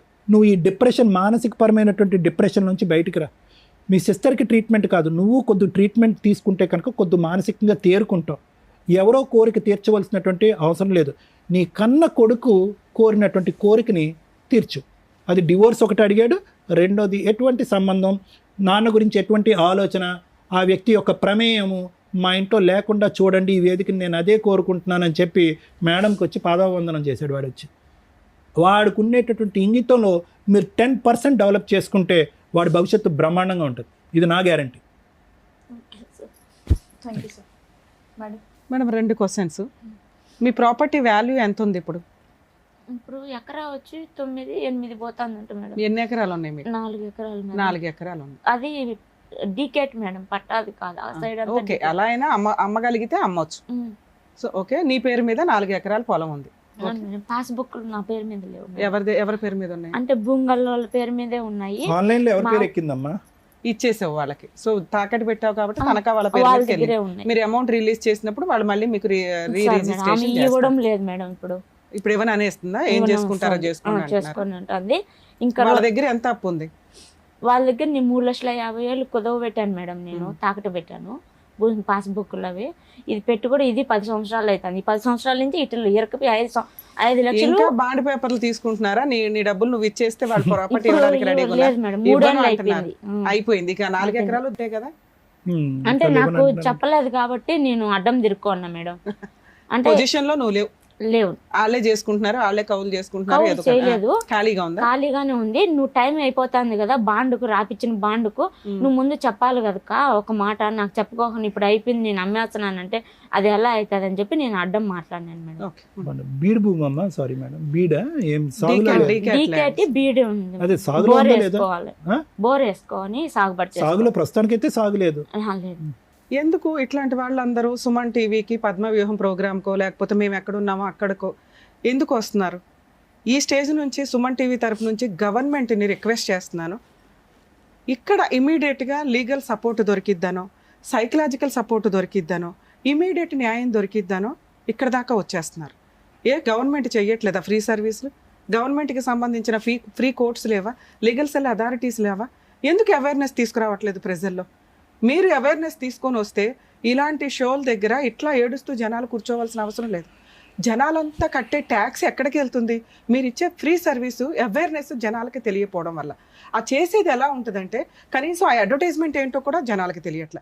ఈ రోజుకు కొంత మేము అవేర్నెస్ తీసుకురాగలుగుతున్నాం. లీగల్ సెల్ అథారిటీ ఒకటి ఉంది, న్యాయం కోసం అక్కడికి వెళ్ళండి, మీకు ఫ్రీ అడ్వకేట్స్ని కూడా ప్రొవైడ్ చేస్తారు అని చెప్పుకునే పరిస్థితికి మా వంతు ప్రయత్నం మేము చేస్తున్నాం. గవర్నమెంట్ కూడా రిపీటెడ్గా ఈ రోజున సోషల్ మీడియా ప్రతి ఒక్కళ్ళు వాడుతున్నారండి. సగం జీవితం సోషల్ మీడియాలోనే ఉంది ప్రతి ఒక్కళ్ళకి. ఫోన్ లేకుండా మనిషి బతకట్లా. సో దీని మీద కొంత ఇలాంటి బాధితులు అన్ని ప్లేసుల నుంచి, అమ్మాయి ఎక్కడి నుంచో వచ్చింది, కనీసం ఆ ప్లేసుల్లో ఉన్న లీగల్ సెల్ అథారిటీస్ వాళ్ళ ఫోన్ నెంబర్స్, వాళ్ళకి సంబంధించిన రిప్రజెంటేటివ్స్ గురించి రిపీటెడ్ మీరు అడ్వర్టైజ్మెంట్స్ ఇస్తే బాగుంటుంది అనేది ఈ స్టేజ్ నుంచి నేను గవర్నమెంట్ని రిక్వెస్ట్ చేస్తున్నానండి. లీగల్ సెల్ అథారిటీస్ని రిక్వెస్ట్ చేస్తున్నాను, లోక్ అదాలత్ వాళ్ళని రిక్వెస్ట్ చేస్తున్నాను. మీరు తలుచుకుంటే ఈ అవేర్నెస్ ఇట్లాంటి ప్రోగ్రామ్స్ మేము చేయాల్సిన అవసరం రాకుండా చేయొచ్చు. ఇది కొంచెం దృష్టిలో పెట్టుకుంటారని. కేసు గురించి మాట్లాడితే న్యాయం కోసం ఎక్కడెక్కడి నుంచో వచ్చేస్తున్నారు మేడం. వీళ్ళు ఎంత చేయగలరు, ఎంత చేయలేరు? మేము ఇక్కడ మా ప్రాక్టీసు అయిపోగా మిగతా టైంలో సాటర్డేసో సండేసో ముగ్గురు టైం చూసుకొని మా ప్రొఫెషన్స్లోంచి బయటకు వచ్చి మేము షో చేస్తుంటే పొద్దుటనక రాత్రి అనక ఎప్పుడో వచ్చేసి కూర్చుంటున్నారు. ప్లీజ్ కొంత మీ లోకల్లో లీగల్ సెల్ అథారిటీలకు సంబంధించి మేము చాలా చెప్తున్నాం. అక్కడ మీ వంతు హక్కుల కోసం మీరు ప్రయత్నించండి. అక్కడ అవ్వకపోతే మేమేం చేయగలం? సెటిల్మెంట్లు అనేవి కుటుంబాలకి సంబంధించిన తగాదాలు చేయగలుగుతాం, కానీ ఆస్తి తగాదాలు, అప్పుల తగాదాలు ఇట్లాంటివి ఈ స్టేజ్ మీద వర్కౌట్ అవ్వదండి. ప్లీజ్ దయచేసి మమ్మల్ని అర్థం చేసుకుంటారని నా రిక్వెస్ట్. అలాగే కొంతమంది అనేసుకుంటూ ఉంటారు, మేమేదో సిబిసిఐడి ఎంక్వైరీలు చేసి మీ పార్ట్నర్ యొక్క అక్రమ సంబంధాల చట్టాలు తీసుకొస్తామని. అవి రేర్ ఆఫ్ రేర్ కేసుల్లో వాళ్ళే తీసుకొని వస్తే మేము కూడా కొంత కరెక్టా కదా? ఎందుకంటే ఎవరు పడితే వాళ్ళ ఎవిడెన్స్లు తీసుకొస్తే వేసేయండి అని, కానీ సోషల్ మీడియాలో వేయలేం కదా. అవన్నీ మేము కొంత ఎంక్వైరీ చేసుకునే చేస్తాం, కానీ మేమే ఎంక్వైరీ చేయడం అనేది ఉండదండి. ఈ టైం ఇవ్వడమే మా ముగ్గురికి మా వంతు ప్రయత్నంగా మేము సోషల్ సర్వీస్ చేస్తున్నాం. ప్లీజ్ అర్థం చేసుకుంటారని మా రిక్వెస్ట్ ఇక్కడ నుంచి. కేసు విషయానికి వస్తే అమ్మాయి చెప్తున్నవన్నీ అబద్ధాలు నా దృష్టిలో. తన ఇమాజినేషన్ వేరు, తన ప్రాక్టికాలిటీ వేరు, తన కష్టం వేరు. చెప్పేవాడికి వినేవాడు లోకువా అంటే మా స్టేజ్ మీద అది ఉండదు. మేము చెప్పే ప్రతి మాటకి చాలా వాల్యూ ఉంటుంది. ఎందుకు అంటే తనలాగా బాధపడే వాళ్ళకి ఏది నిజం ఏది అబద్ధం. తను వచ్చి ఫస్ట్ ఏదో దండం పెట్టేసిందని కాదు, నిజం మాట్లాడడం నాకు అలవాటు. ఇక్కడ ఆ అమ్మాయి నిజంగా కష్టాల్లో ఉంది. ఆ కష్టాలు మిక్సీ. తను చెప్తున్న క్రూయాలిటీ చాలా సివియర్ ఉంది, అది నమ్మశక్యంగా లేదు. అంత క్రూయాలిటీ ఉన్న అమ్మాయి ఆయన్ని వదిలించుకోవడానికి పారిపోయి ఇండియా వచ్చాను, అబద్ధం. ఎందుకంటే ఇండియా వచ్చిన తర్వాత అత్తగారి ఇంట్లోనే ఉంది. అలాగే అతను వచ్చాడు, మళ్ళీ సెకండ్ ప్రెగ్నెన్సీ వచ్చింది, అలాగే ప్రాపర్టీ కొనుక్కున్నారు, కొన్నది భార్య పేరు మీద పెట్టాడు. ఇవన్నీ కూడా ఆ అమ్మాయి క్యారెక్టర్ మంచిదే అని చెప్పడానికి నేను మాట్లాడుతున్నాను. తనకి తెలియక క్రూయాలిటీని ఎక్కువగా చెప్తే ఇంప్రెషన్ పడుతుందేమో, నాకు జరిగిన అన్యాయం గురించి. భర్త కొట్టకుండా ఉంటాడా? ఈ కేసులో కొట్టే ఉంటాడు, కానీ తను చెప్తున్నంత సివియారిటీ లేదు. బావ అక్రమంగా దృష్టితో చూడలేదా అంటే మేబీ చూసే ఉండొచ్చు, కానీ తను చెప్తున్న అటెంప్ట్ జరగకపోవచ్చు. ఇక్కడికి వచ్చినాక 10 ఏళ్ల నుంచి భర్త విడిపోయాడండి, టచ్లో కూడా లేడు అనేది అబద్ధం. ఎందుకంటే భర్త వచ్చి ప్రాపర్టీస్ కొన్నాడు. మరి ఇక్కడ ప్రాబ్లం ఏంటి? ఆల్రెడీ జీన్స్లోనే ఉంది. సిస్టరు రోడ్లమ్మడి పడి తిరుగుతుంది, ట్రీట్మెంట్ ఇచ్చేవాళ్ళు లేరు. మేనత్తలు తిరుగుతున్నారు, ట్రీట్మెంట్ ఇచ్చేవాళ్ళు లేరు.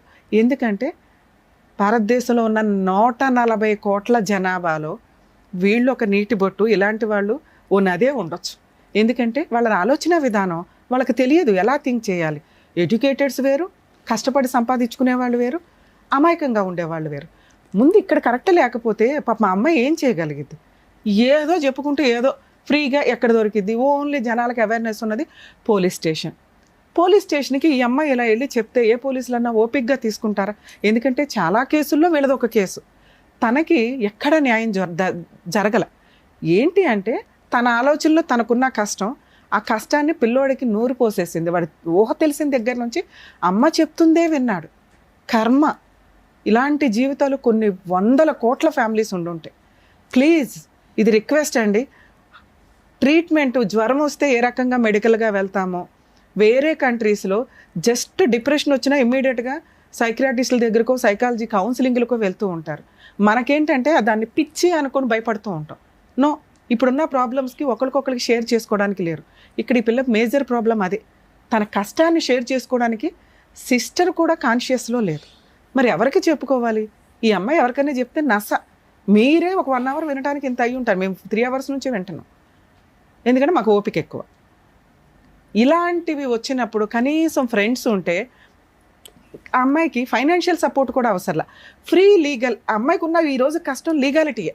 ఎందుకంటే ఆవిడ బ్రెయిన్తో ఆవిడ బతికేస్తుంది, వాళ్ళ చెల్లిని చూసుకుంటుంది, అమ్మ ఉన్నంతలో ఏదో ఫైనాన్షియల్గా సపోర్ట్ చేస్తుంది, తమ్ముడు కూడా సపోర్ట్ చేస్తున్నాడు, నాన్న అంతే కదా, ఉన్నంతలో అవి నడుస్తున్నాయి.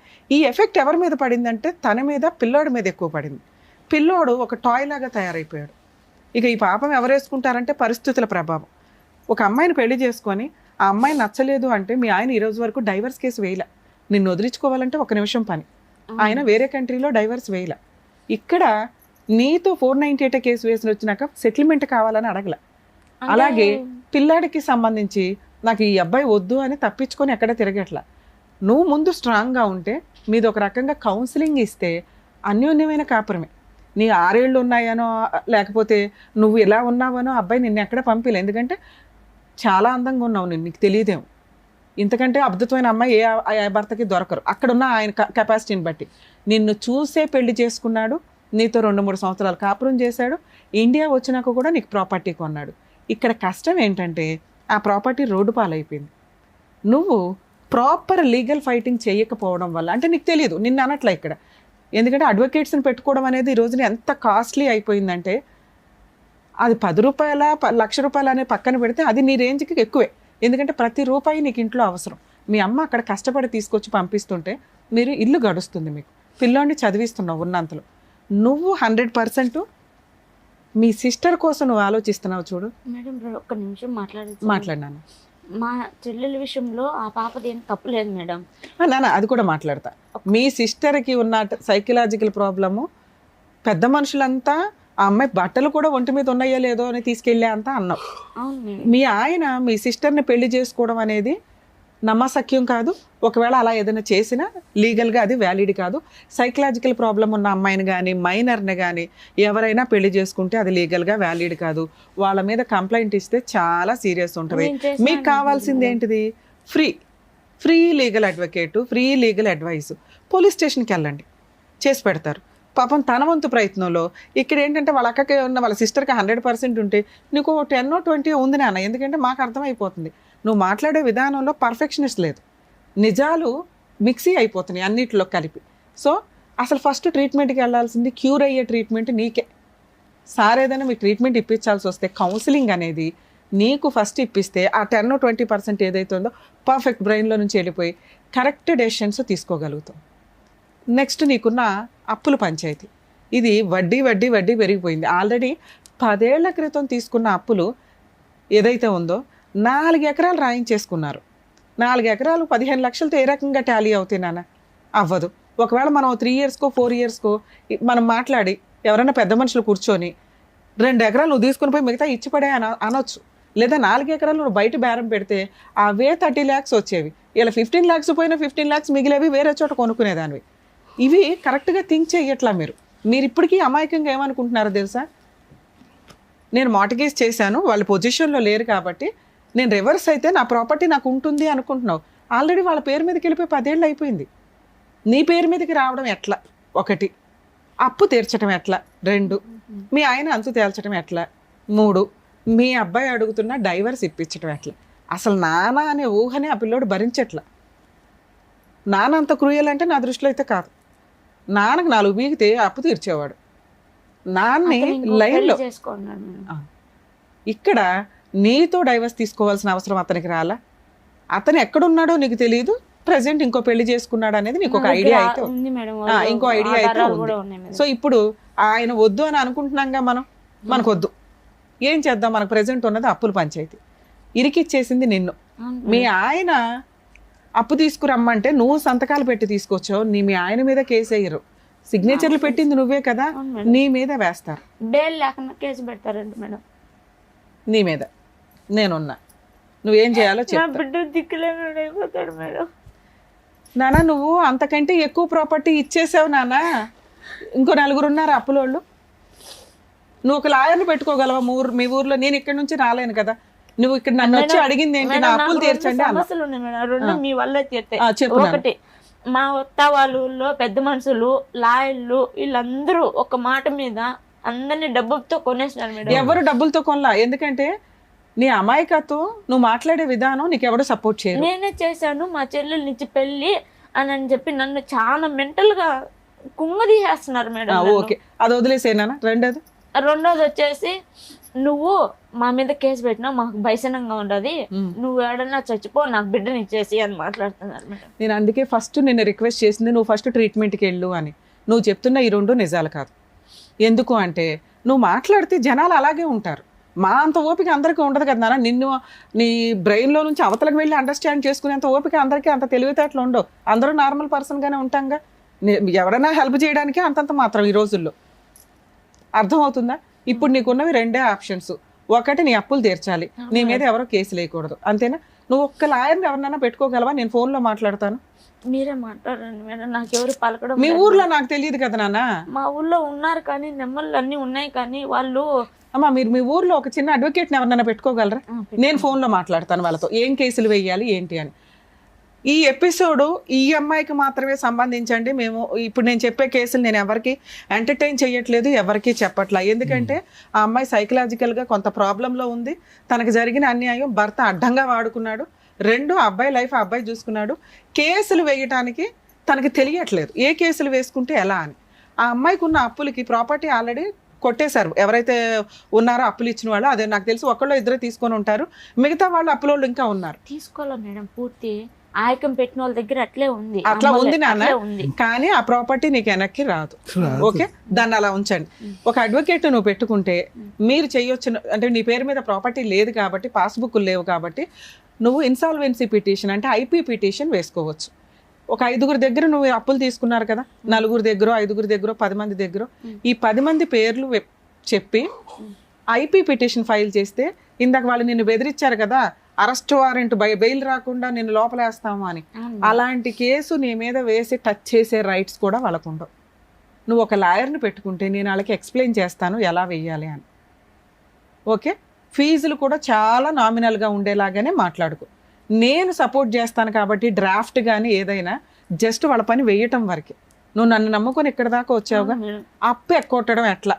ఇక్కడ అప్పు ఎక్కొట్టడం కాదండి, తనని తాను రక్షించుకోవడం కోసం గవర్నమెంట్ లా అండ్ ఆర్డర్ ఇచ్చిన ఒక చట్టం అది. అందరూ ఎవరు పడితే వాళ్ళు ఐపీలు వేసి కొట్టేసి డబ్బులు జనాలను ముంచుదాం అనుకుంటే కోర్టు మూడో కన్నుతో చూస్తుంది, వాళ్ళకి ఎవరికి ఐపీ ఆర్డర్స్ రావు. ఈ అమ్మాయి కేసు సపరేట్, ఎందుకంటే ఆల్రెడీ ఉన్న ఆస్తి మొత్తం పోయింది, భర్త మోసం చేసి ప్రతి చోట అప్పులకి సంతకాలు పెట్టించారు. ఇలా ఈ అమ్మాయి పేరు మీద ఏ ప్రాపర్టీలు లేవు, చిల్లి గవ్వ లేదు, కాబట్టి ఇటువంటి అమ్మాయి ఐపీ వేసుకోవచ్చు. నిజంగా అప్పులు ఇచ్చిన వాళ్ళు ఎవరో కొంచెం మానవత్వంతో ఆలోచించుకొని వాళ్ళ హస్బెండ్ని పట్టుకోవడానికి చూడండి, అత్త మామ దొరుకుతారు కూడా.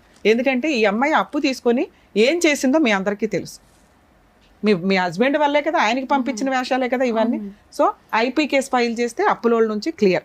ఇప్పుడు బుద్ధి చెప్పాల్సింది ఎవరికి? మీ ఆయన మంచోడో చెడ్డోడో నాకు అనవసరం, కానీ మీ పిల్లోడిని పోషించాల్సిన బాధ్యత మీ ఆయనకు ఉంది. ఓకే, పిల్లవాడి కోసం మెయింటెనెన్స్ కేసు నువ్వు విడిగా వేయకుండా డొమెస్టిక్ వైలెన్స్ కేసు అని ఒకటి వే. దాంట్లో నువ్వు మెయింటెనెన్స్ అడగొచ్చు, ఈ అప్పులు పంచైతే ఆయన తీర్చమని అడగొచ్చు. ఒకవేళ ఇవి వస్తే నువ్వు నిజాయితీగా అవతల వాళ్ళకి డబ్బులు ఇద్దు కానీ.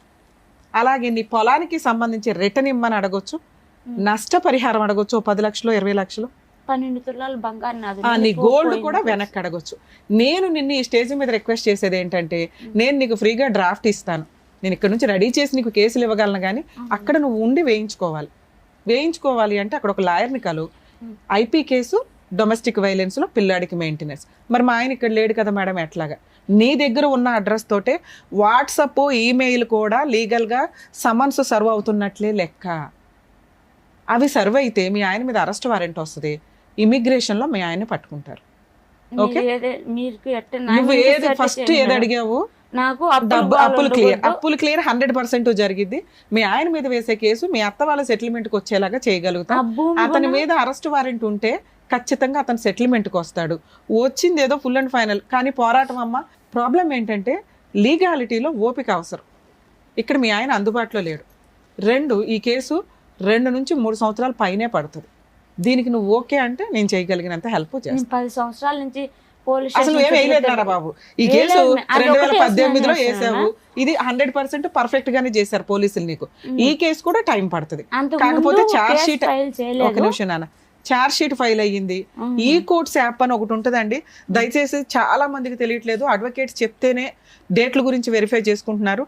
ప్రతి ఫోన్లోనూ కూడా ఈ కోర్ట్స్ యాప్, ఈ అంటే ఎలిఫెంట్, స్మాల్ లెటర్ ఈ కోర్ట్స్, కోర్ట్ అంటే కోర్టు, ఈ కోర్ట్స్ యాప్ డౌన్లోడ్ చేసుకొని మీ కేసులు state wise, district wise, court wise feed చేసుకుంటే రెగ్యులర్గా ఏం జరుగుతుందో మీకు అర్థమవుతుంది. మీ అడ్వకేట్స్ని అడగవసరం లేదు, మీ అడ్వకేట్లు కోర్టులకు వెళ్ళారా లేదా అని కూడా మీకు క్లియర్గా అక్కడ అర్థమైపోతుంది. అడ్వకేట్స్ నన్ను తిట్టుకోకండి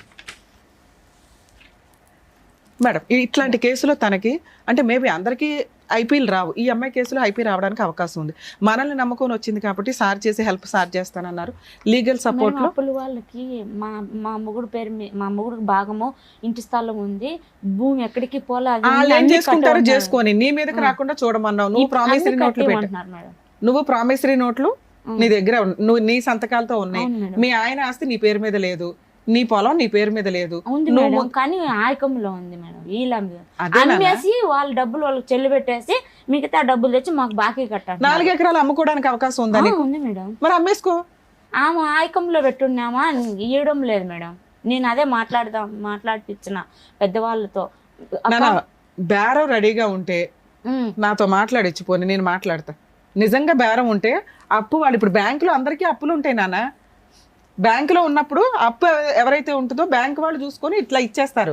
అలాగే తాకట్లో ఉన్న ప్రాపర్టీని మనం ఎవరికైనా బేరం పెడితే ఇదిగోండి 30 లక్షలు, ఓకే పలానా చోట 15 లక్షలు కట్టాలండి, అగ్రిమెంట్ ఆఫ్ సేల్లో 15 లక్షలు కట్టి రిజిస్ట్రేషన్ అప్పుడు 15 లక్షలు కట్టండి అని ఆ రిమైనింగ్ 15 లక్షలు తెచ్చుకోవాలి మనం. అవును మేడం, తెచ్చుకొని వేరే చోట పోయినా కూడా నాకు 30 లక్షలు నా చేతికి వస్తుంది కదా, బాకీలు కట్టుకొని ఏదో నా పిల్లోడికి చదువుకుంటుందని భంగపడతా ఉంటే అమ్మి మొగుని రమ్మనిస్తానంటుంది. అసలు ఆయన సంగతి వదిలే, నువ్వు కేసులు వేసినాక ఆయన రావడం ఆయన మాట్లాడడం అనేది ఉండదు. ఓకే, నీ సంతకాలే నీ సిగ్నేచరే ఇంపార్టెంట్. నీ పేరు మీద ప్రాపర్టీ ఉందంటే అలా కూడా సెటిల్మెంట్ చేయిద్దాం. మీరు మీ అడ్వకేట్తో నాతో మాట్లాడిస్తే నేను ఇది మాట్లాడతాను. సో ఇక్కడ మా స్టేజ్ నుంచి మేము హెల్ప్ చేస్తామని కూడా చెప్తాం. అమ్మాయికి లీగల్ సపోర్టు, సైకలాజికల్ సపోర్టు ఉంటుంది కాబట్టి అక్కడ సెటిల్మెంట్ చేయండి, ఏదైనా తేడా వస్తే మేము వస్తామని చెప్తాం. సరేనా? Okay okay. జ్యోతి గారు థ్యాంక్ యూ. జాగ్రత్త.